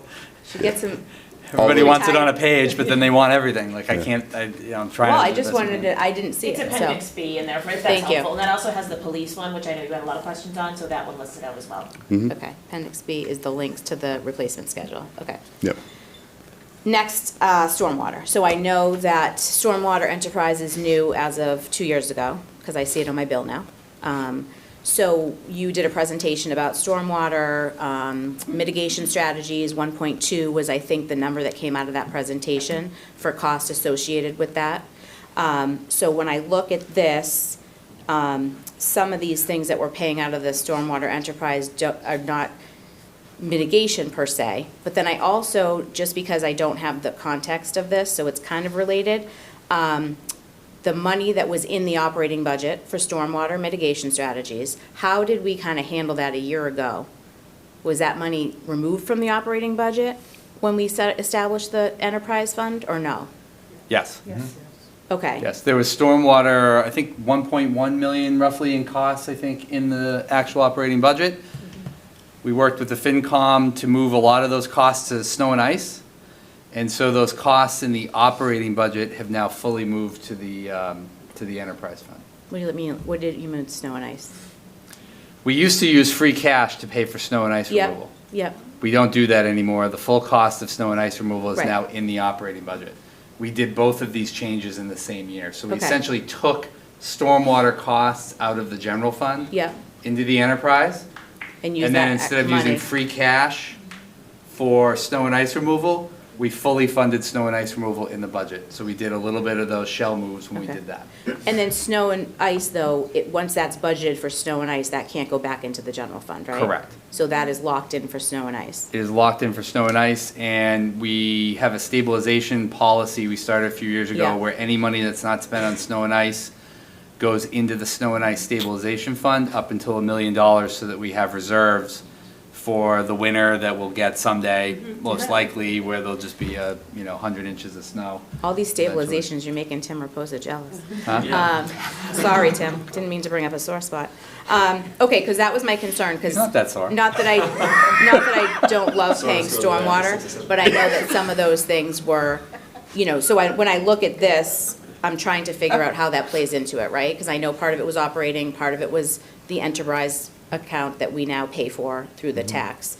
And then, I'm looking at the. Yeah, I was gonna say, it's a fee, it's not a tax. Yeah, whatever it is, it costs me money, Brutus, It's not so. the rain tax. Yeah, so anyways. I'm not I putting a don't rain like it barrel either. out either, I so have don't to even do try it. it. We have to do it. Okay, I'm so not that was saying- that was my question, to try to figure it out. And then the schedule is in there.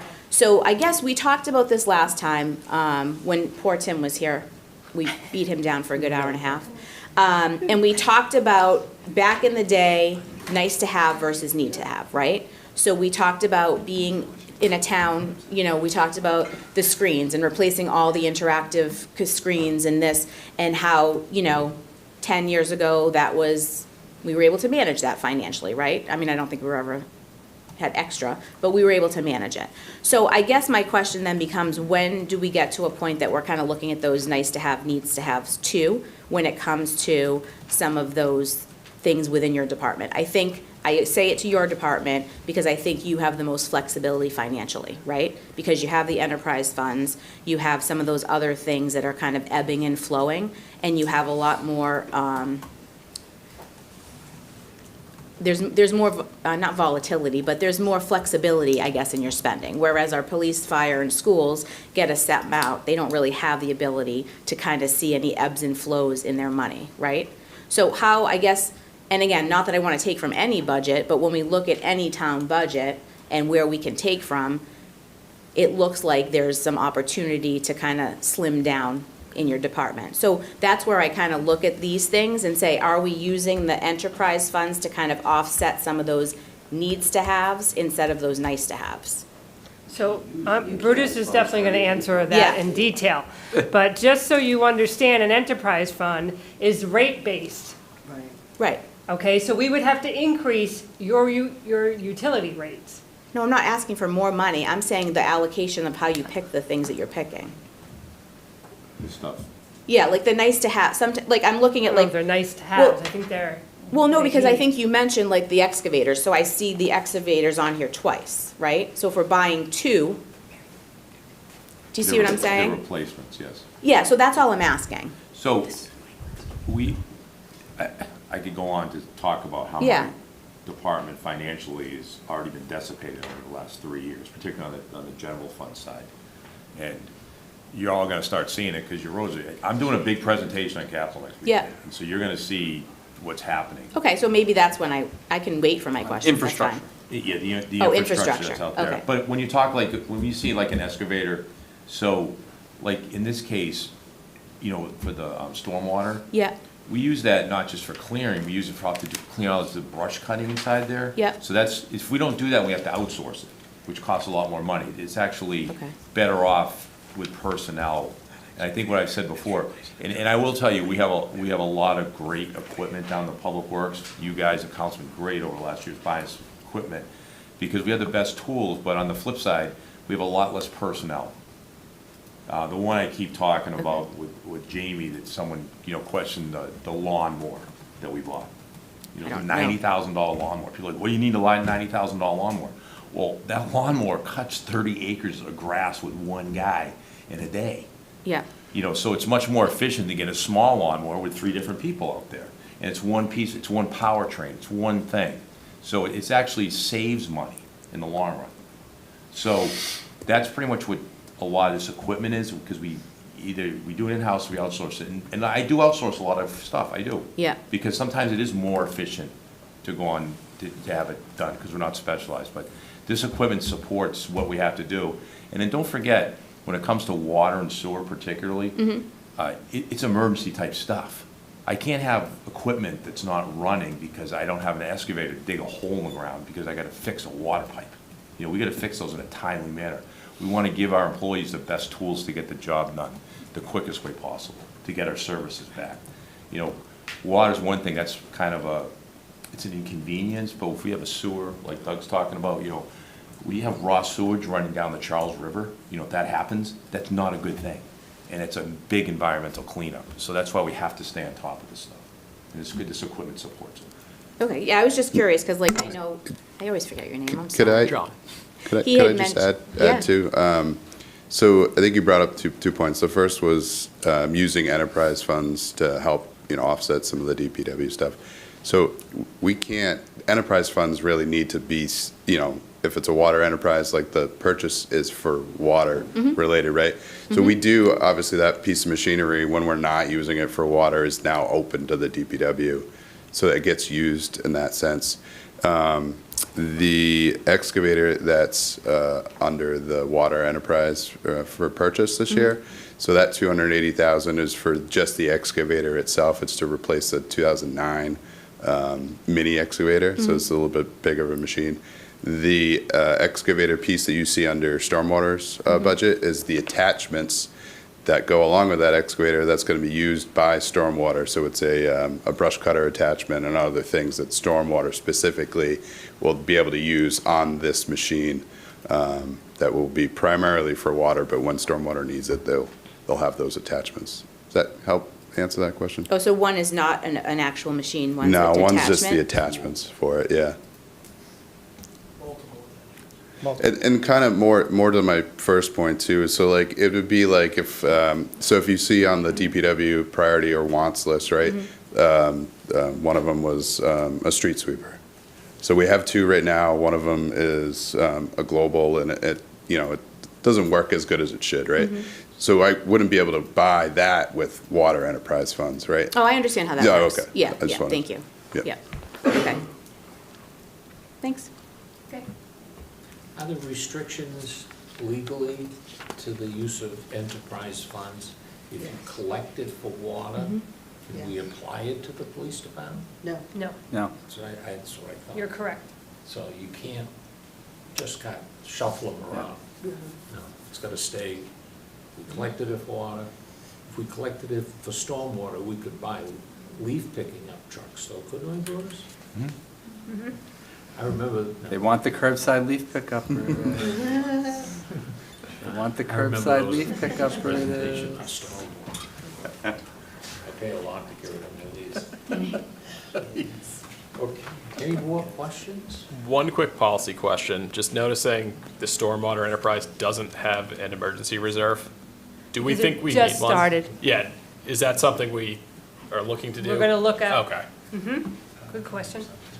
Yeah, because we're just starting. yeah.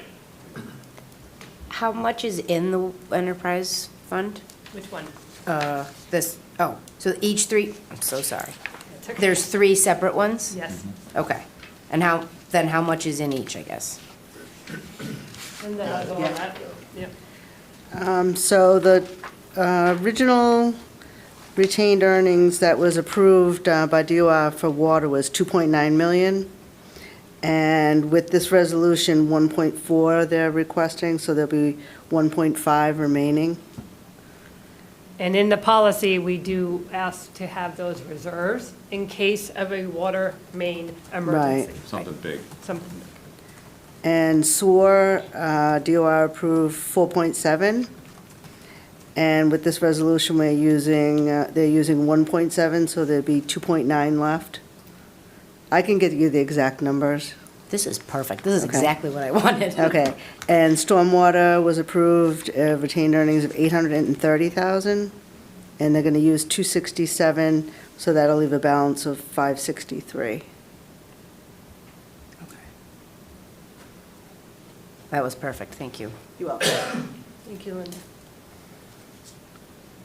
Oh, and solid waste, sorry. Yeah, we So, have four. solid waste, they're not using any retained earnings this year. Oh, okay. But they'll have, basically 1.1. So they have 1.1? Right. Got it, and 0 to be used. Okay. Right. Not to belabor all these numbers, but as someone who was just a regular old citizen before being allowed to be on this, these are the kind of questions that I had. Of course. Because when you see $3.4 million, you're like, oh my God, we have a huge deficit. How can we be spending $3.4 million? Why are we buying the, cool lawnmower? That's why people think that. It's because there's a disconnect in the round number, layman's term, A plus B equals C. That's what I think, although I'm asking very, probably to everyone in this room, benign questions. No, No, These not are at the all. ones that I had.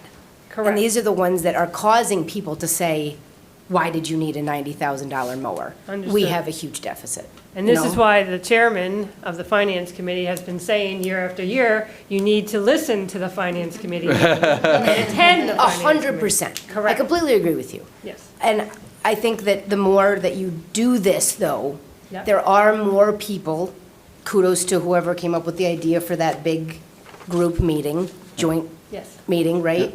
The more you do these and the more you ask these inane questions and put it out there, the more that people Get that want to start paying attention and start being upset have an easy way to find out. They can listen to this. I would think everybody in town that was upset about the budget should listen to this if they only spent time on one meeting.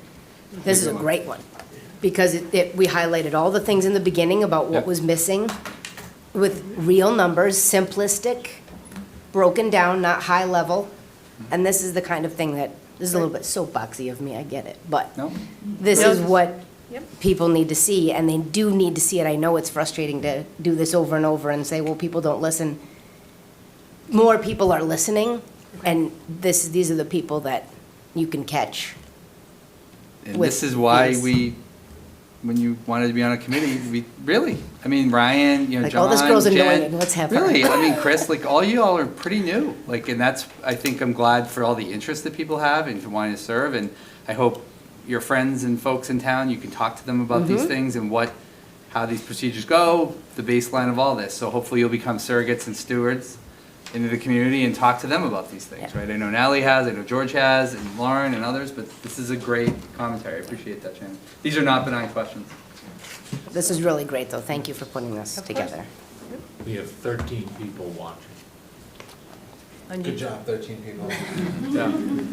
One is definitely my wife, so you got 12. Instead of watching. Just on the computer, though, the Yeah. TV. What I time mean, will let's give you us know? some credit here. Yeah, one's Public access, right? That's right, Mark. That's how, this is a relationship my wife and I have. It's through YouTube. It's very romantic. Are we set with questions as a committee? Yeah. Yes? What do you need from us next? I need you to recommend these resolutions. Do we have to make a motion for each one individually, or can I make a motion for? I think you should do it individually. Okay. I make a motion to recommend Resolution 26-03, which is to move $451,845 from free cash to the OPEB Trust Fund Stabilization Account. So moved. Seconded. All those in favor? Aye. Signify by saying aye. Aye. Aye. All those opposed?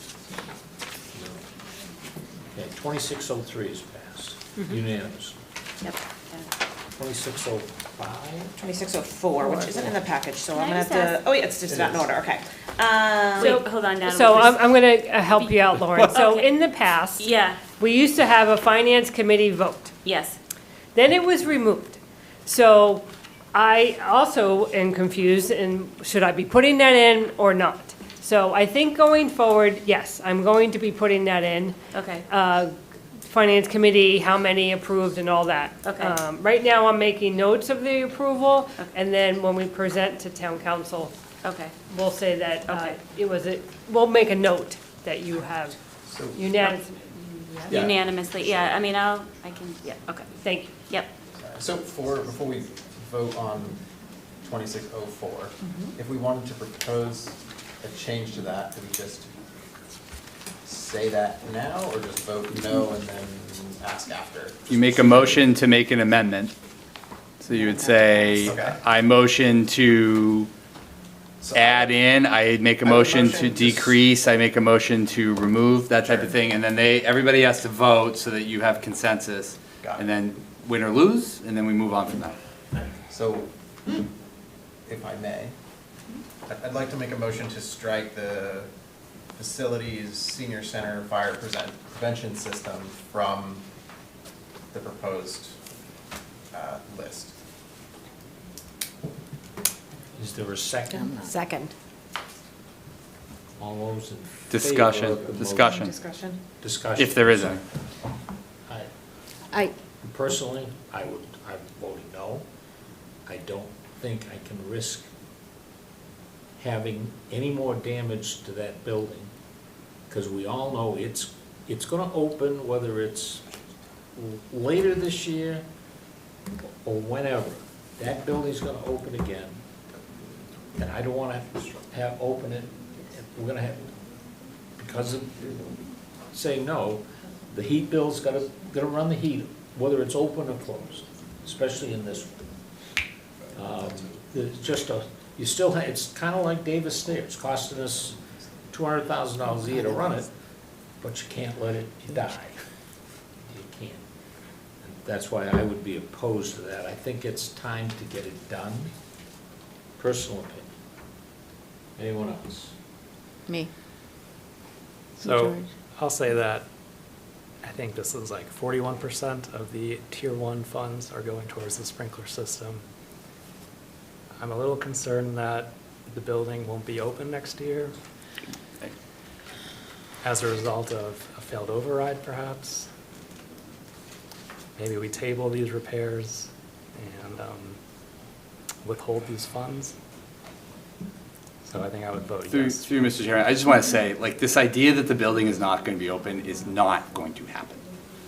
I understand my memo when I put it out in August wasn't to say that that's going to happen, but to make sure the community understands. If you want to remove it, that's your choice, like, you can do that. I'm just saying, like, this idea that it's not going to be open or people are going to get laid off, like, is like the least likely layoffs of anybody in the budget. You're dealing with, low-income individuals, you're dealing with food insecurity, a variety of other things. I just don't want that to be the reason that you guys recommend pulling this out, right? Like, because it is going to be open, there is a very unlikely chance that staff get cut and the building is not going to be there. I mean, it's so. If somehow the town council cuts that budget, you are going to have far greater problems in this community than anything we're talking about tonight. You will have a virtual stage out of staff that will walk out of this facility and just say, you have got to be kidding me. Sorry. Like, the idea that a $600,000 budget of $150 million that represents 25% of the town's population is absurd. So I just want the folks here, if you want to repeal it because it's 41, it's a lot of money and you want to wait, like, I get all those reasons. I do not want people to come away with the idea that somehow I'm telling you right now, and in my budget in April, there is not one penny that is going to be cut from the senior center.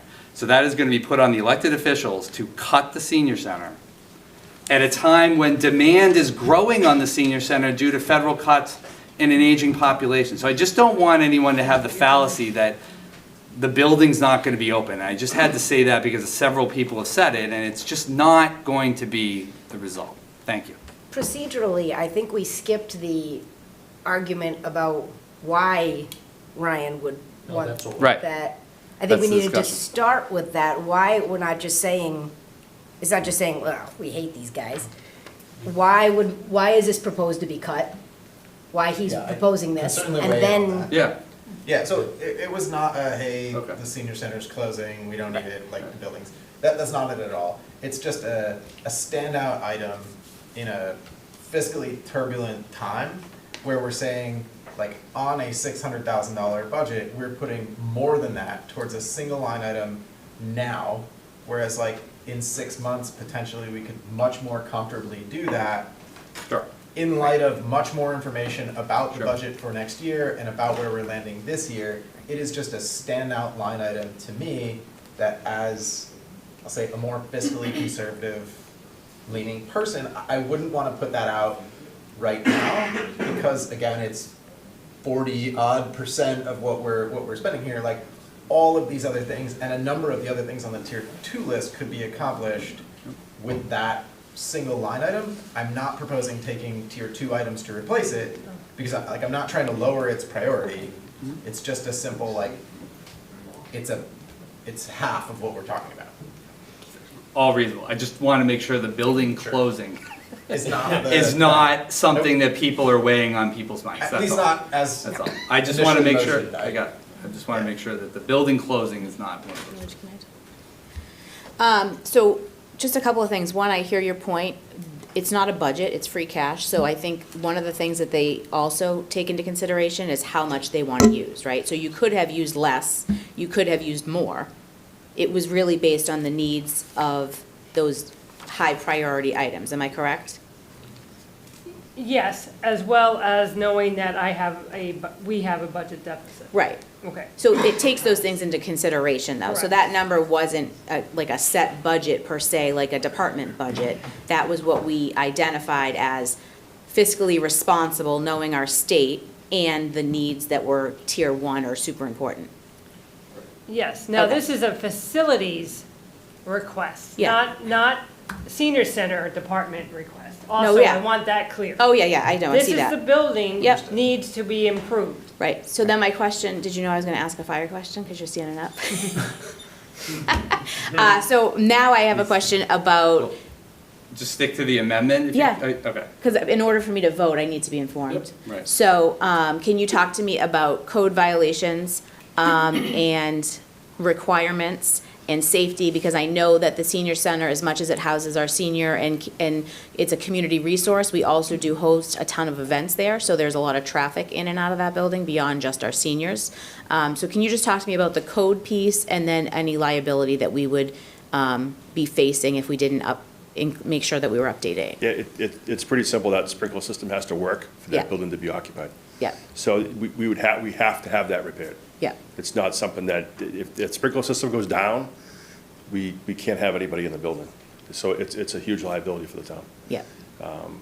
It's as simple as that. Okay, thank you. I just want to And wait, it just, doesn't work today? Is that? right. Kevin?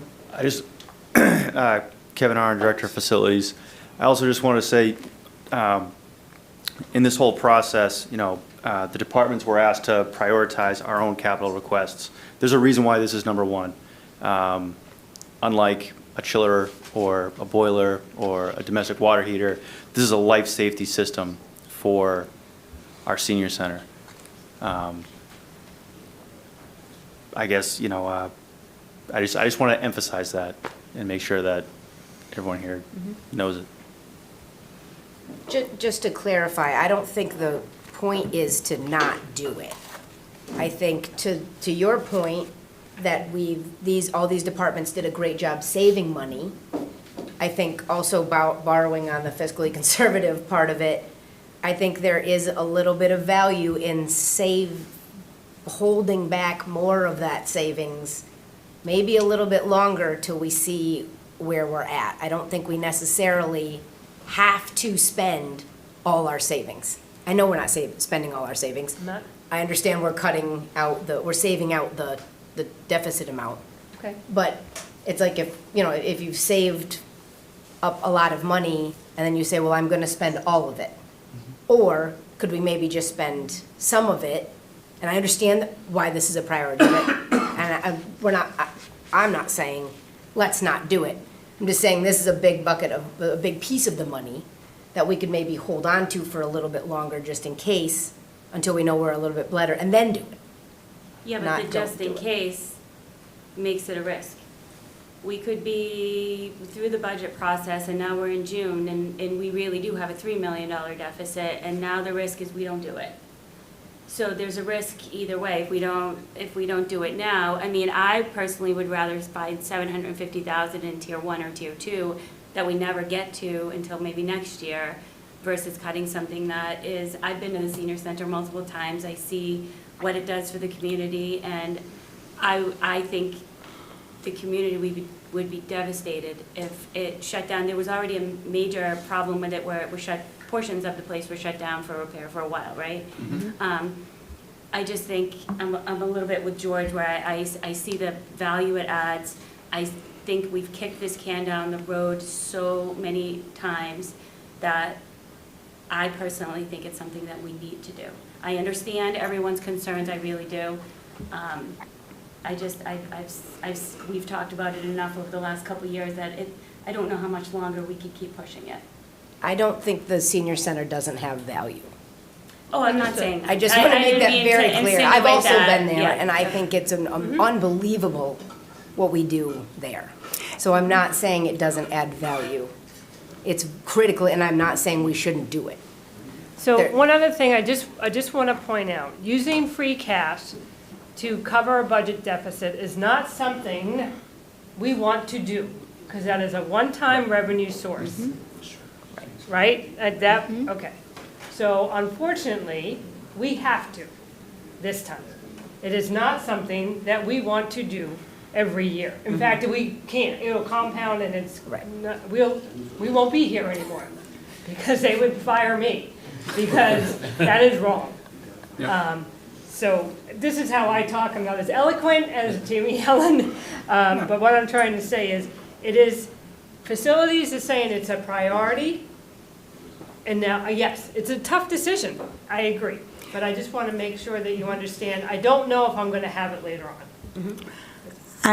Hello, I'm Chastity Chang. I'm the Deputy Director at the Senior Center. I just wanted to just give a little update or let you know what we see every day as far as numbers. I run a report every month. We're running from 250 to 300 seniors in the building a day. We do not want to spend $750,000 on a fire suppressant system. No one does. But unfortunately, we do have individuals who are in walkers and wheelchairs. We have people that do Zumba as well. So we have all aspects. But this is definitely a safety concern for all of us. And with 300, and our numbers just keep going up every month. I run the numbers. We're looking at 300 to 350 a day within the next couple years. So this is definitely something that we need. Thank you. I just want to reiterate, I do love the fiscal responsibility. I think this is the first time I've seen the committee kind of push back and think that strategically about it, so I love that. Because of the safety issue of it, I'm not comfortable deferring it even for 3 months. I mean, it doesn't start right away, right? And you want to get as close to as possible of preventing a really bad situation. Yeah, I fully agree with that. Even, it's the timing between now and whenever we might decide to do this in the future. And I would rather know this now, going and deal with this as part of the budget process and have that as a known number that we have to deal with, rather than go through the budget process, make our decisions, and then, we didn't consider this when we were doing the budgeting process. We no longer have the money to do this. It needs to be pushed off another year until we go through this process again. So for that reason, I would be in favor of spending this money. I just wanted to also say, Natalie, you had asked me earlier in Tier 2, there was, a coil and a compressor in the units, and if we prolong it, I mean, maybe just like additional construction costs and stuff, but this issue right here, if anything happens to the sprinkler system and we prolong it, that will definitely have significant costs by if something happens, so. Anyone else? Mr. Sherrill, a member of the seniors. Steve Sherlock again, 13 Magnolia, and I haven't moved in the meantime. Just some historical perspective. Also as a senior, and I've been there on a regular basis. I was not there today because of the other traffic concerns, and it was closed. Would have been there tomorrow morning, but again, besides, those are separate pieces. So the volume of people going through there on a daily basis is one thing, and Chastity mentioned that to you. The facility piece, there has been a history of, unfortunately, since the building was built, it was built improperly. There's been multiple instances, sometimes, and I think the last one, if I recall, was approximately 5 days where the facility was not used by anybody, not just seniors, but any of the outside organizations who come in on a regular basis. Garden clubs there, Art Associated there, have their monthly meetings. This is a facility that is an asset of the town. And if you delay, you're increasing the risk that given the weather we have, if it drops to another -20 or -30, that sprinkler blows again, floods the center, and then it's not used at a more expensive repair cost, some of which may get covered with insurance as has before. So just to add that there's the history piece, this is the final plug of the resolution, because from the building committee from the beginning, they've known it was an issue. They've patched it here, patched it here. The last one was such significance, they finally resolved it. This is the third piece. The other two pieces have been done. If you don't do this, and I understand the timing, totally understand the timing, but you're increasing the risk on a valuable asset of this town, which increases the fiscal irresponsibility of what you're trying to do. My 2 cents from a reporter's historical perspective, and as well as a senior citizen using it. Thank you. Can you just give me a, if it gets approved, if we agree to it tonight, and council gets it On February 11th. February 11th, when's the plumber coming in? Is it, are we trying to head off something that might happen this year? Back up. Is it a weather-related issue that we're gonna fix? Although we've replaced the insulation and done all that stuff. So just kind of Is like, this a weather-related or a deeper issue? I think it's a deeper issue, it's system-related, but kind of bringing things into context and part of the historical piece. We were provided some funds to take the first phases and steps of taking care of this issue. Getting the senior center insulated was a major piece of it, and so far has been a huge supporter of solving the problem. Is that done? That's done. The next piece was getting a proposal for, a new sprinkler design. We have proposals from engineers to provide those services. However, through procurement policies and stuff, we can't, although we have like the funds ready to go get the design, we're tied to a timeline to actually execute the work. We need the funds to do the work. I guess the next step would be, when would the work be done? Summertime? Before next winter, certainly. We gotta be careful this winter. Before next winter, is that the timeline? We'd have to go out to, officially get a designer. They would design it. It would go out to bid. I think it'd be very tight to get all the work done and completed before December 2026, That's if we approved it today. Yeah. Oh, well, So- it's, the next step is what we Sure, spend the like, money, yeah, council.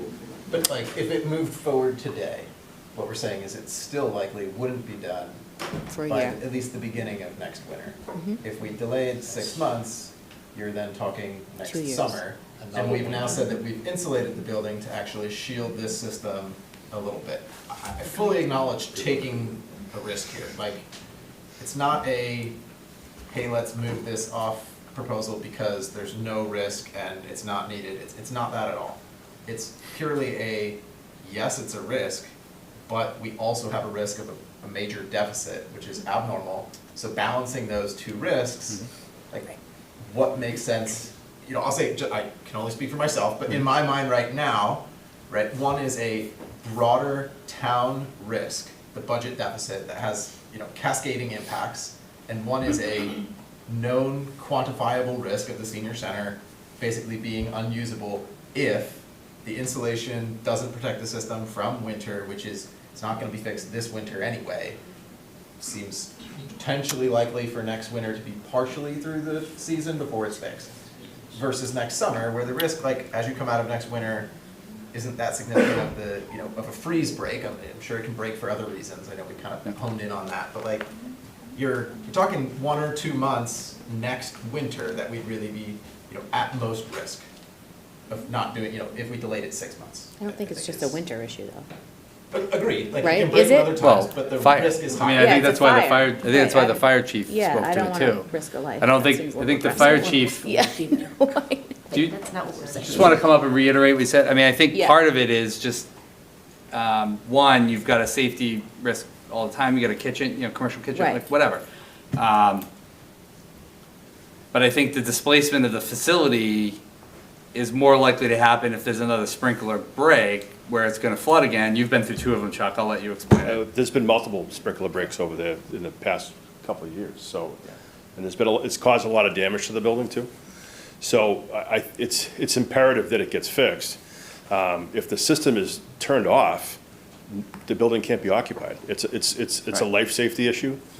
That's it. We would do that to any other building in town, not just the senior center. If it was a restaurant, we actually had it happen in a local restaurant, and we had to close them down for a couple of days. So if they don't have the funds to fix the sprinkler system, it's closed until that happens, and if it's not there, it's not gonna reopen. I mean, it's just, it's as simple as that. So, I mean, the risk is obviously with, you know, -degree weather, right? I mean, just like every house, every building, right? I mean, that's, I think Jen's question or point, it's like, yeah, it's not just a winter issue, it's a full year issue. Right. The risk is now when it's -10 someday, or it's 50 today, but, you know, so I think to Kevin, or to your question about procurement, or George, if it's approved by the council on February 11th, Kevin will get a design done. That's not a heavy lift. We've already had a lot of people down there looking at it. Will the work get done by next December? Tough to say specifically, because we have to go out to bid. That's a 30-day process, go into a contract. If we wait till June or July, just to kind of give you an idea, then you are into construction during the winter. I'm not a facilities guy, but if there's an over-under on that, is it better to do the work in the summer and the fall than in winter? She's Sarah has, do you Yeah, want to hear from the sorry. senior, sorry, hold on. Yeah, I guess thank another, you. Senior center director? Yeah. Hold on one second. another question, if I may. What did it cost to repair it the last time it broke? I think there was an insurance payment around 700 grand for the damage, maybe? That's And what then you got. and then the insulation was a couple $100,000? Yeah. Yeah, to insulate it was probably about 125,000. Sorry, the question is like, what did the town end up having to pay for repairs the last time we repaired? I can- That's zero, because it was covered by insurance. Yeah, that's, that ain't gonna happen again. If there's another sprinkler break, the insurance isn't gonna pay for it. Right. You have to, it's insurance. You can't keep going back to the well and insurance and expect them to pay. They eventually fix cut you it. off because you don't do the work to fix something to prevent the risk from happening again. So insurance is not going to, this is standard insurance stuff. This is not, you know, unique to municipalities. The last time we had a break, insurance was gracious. We did work the rest a little bit to get that fixed. But if another break was to happen, I can tell you the insurance company won't cover it. They actually stated that at the last insurance meeting. Right, they stated that the last, yeah, right. Sarah, Yeah, Sarah, Sarah, are you there? Yeah, can you hear me? Yep. We can. Hi, good evening. Sarah Amaral, Senior Center Director. I just wanted to add another perspective to it. Obviously, safety would be the biggest concern, but I can say we were closed for 3 weeks this past March, and there was nearly an uprising. This is a large voting block, and they have dealt with this time and time again. And not that it's about revenue, but I do the math quickly in my head on how much money that we will lose when we close. We bring about 2,000 to 2,500 a day. So when we close, especially under urgent conditions, it's obviously not 750,000, but it's a big revenue loss when that happens. And then also, when the risk gets higher and higher, you're heading towards an emergency. And the people that we service, it's meals, it's respite care, it's things that people can't find a solution to very quickly. I honestly just think we've put off this problem for too long, and I would really encourage everyone to push this through. All set? Thanks, Sarah. Yep, Thanks, Sarah. thank you. Yeah, I guess, is there like an outcome in which we're comfortable not funding this? Let's say we come in too hot in the budget, and would we feel better about the decision in June not to fund this versus making concessions in the budgeting process to meet that gap if we spent the money now? And where this is a public safety thing, I'm again strongly of the opinion that we need to spend the money today to fix it and get this started. So even if it does lag 18 months or whatever the time frame might be, you're still advancing this thing by so many months because we're doing it now rather than June, July, August, whenever we get around to it. My 2 cents. So the process is, just so I'm clear, and again, we love the senior center. I don't want to get emails that I want the senior center to You burn will. down. You will. I do not want that, I get them. okay? That is not what we're saying. I might be in it, though. Oh, well, then I definitely don't want that to happen. So yeah, so we'll vote on whether or not yes. we adjust the proposal to Yes. remove it. That's So the first vote. So the- his was to do it, so To if you're a remove it? yes, it's to remove it. If you're a no, it's to not remove it. Yes, so everybody said their things. We've been clear that we Yep. love seniors. And Can wait for now your we can t-shirt move next to vote. I'm gonna wear an I love Any seniors. final, Yes. I will. I heart. Make up your own shirt. any final comments from anybody except her? No. Okay. Anybody else? Going once? No. Okay, the vote comes on accepting, Motion to make it's already been made. Yeah. okay, so And second. discussion. So we want to a yes vote, Remove. fix me again. It removes it from Removes the it. tier one. Yes vote removes it from tier one, a no vote leaves it as is. Okay. All those yes votes say so. Yes. Noes. No. No. No.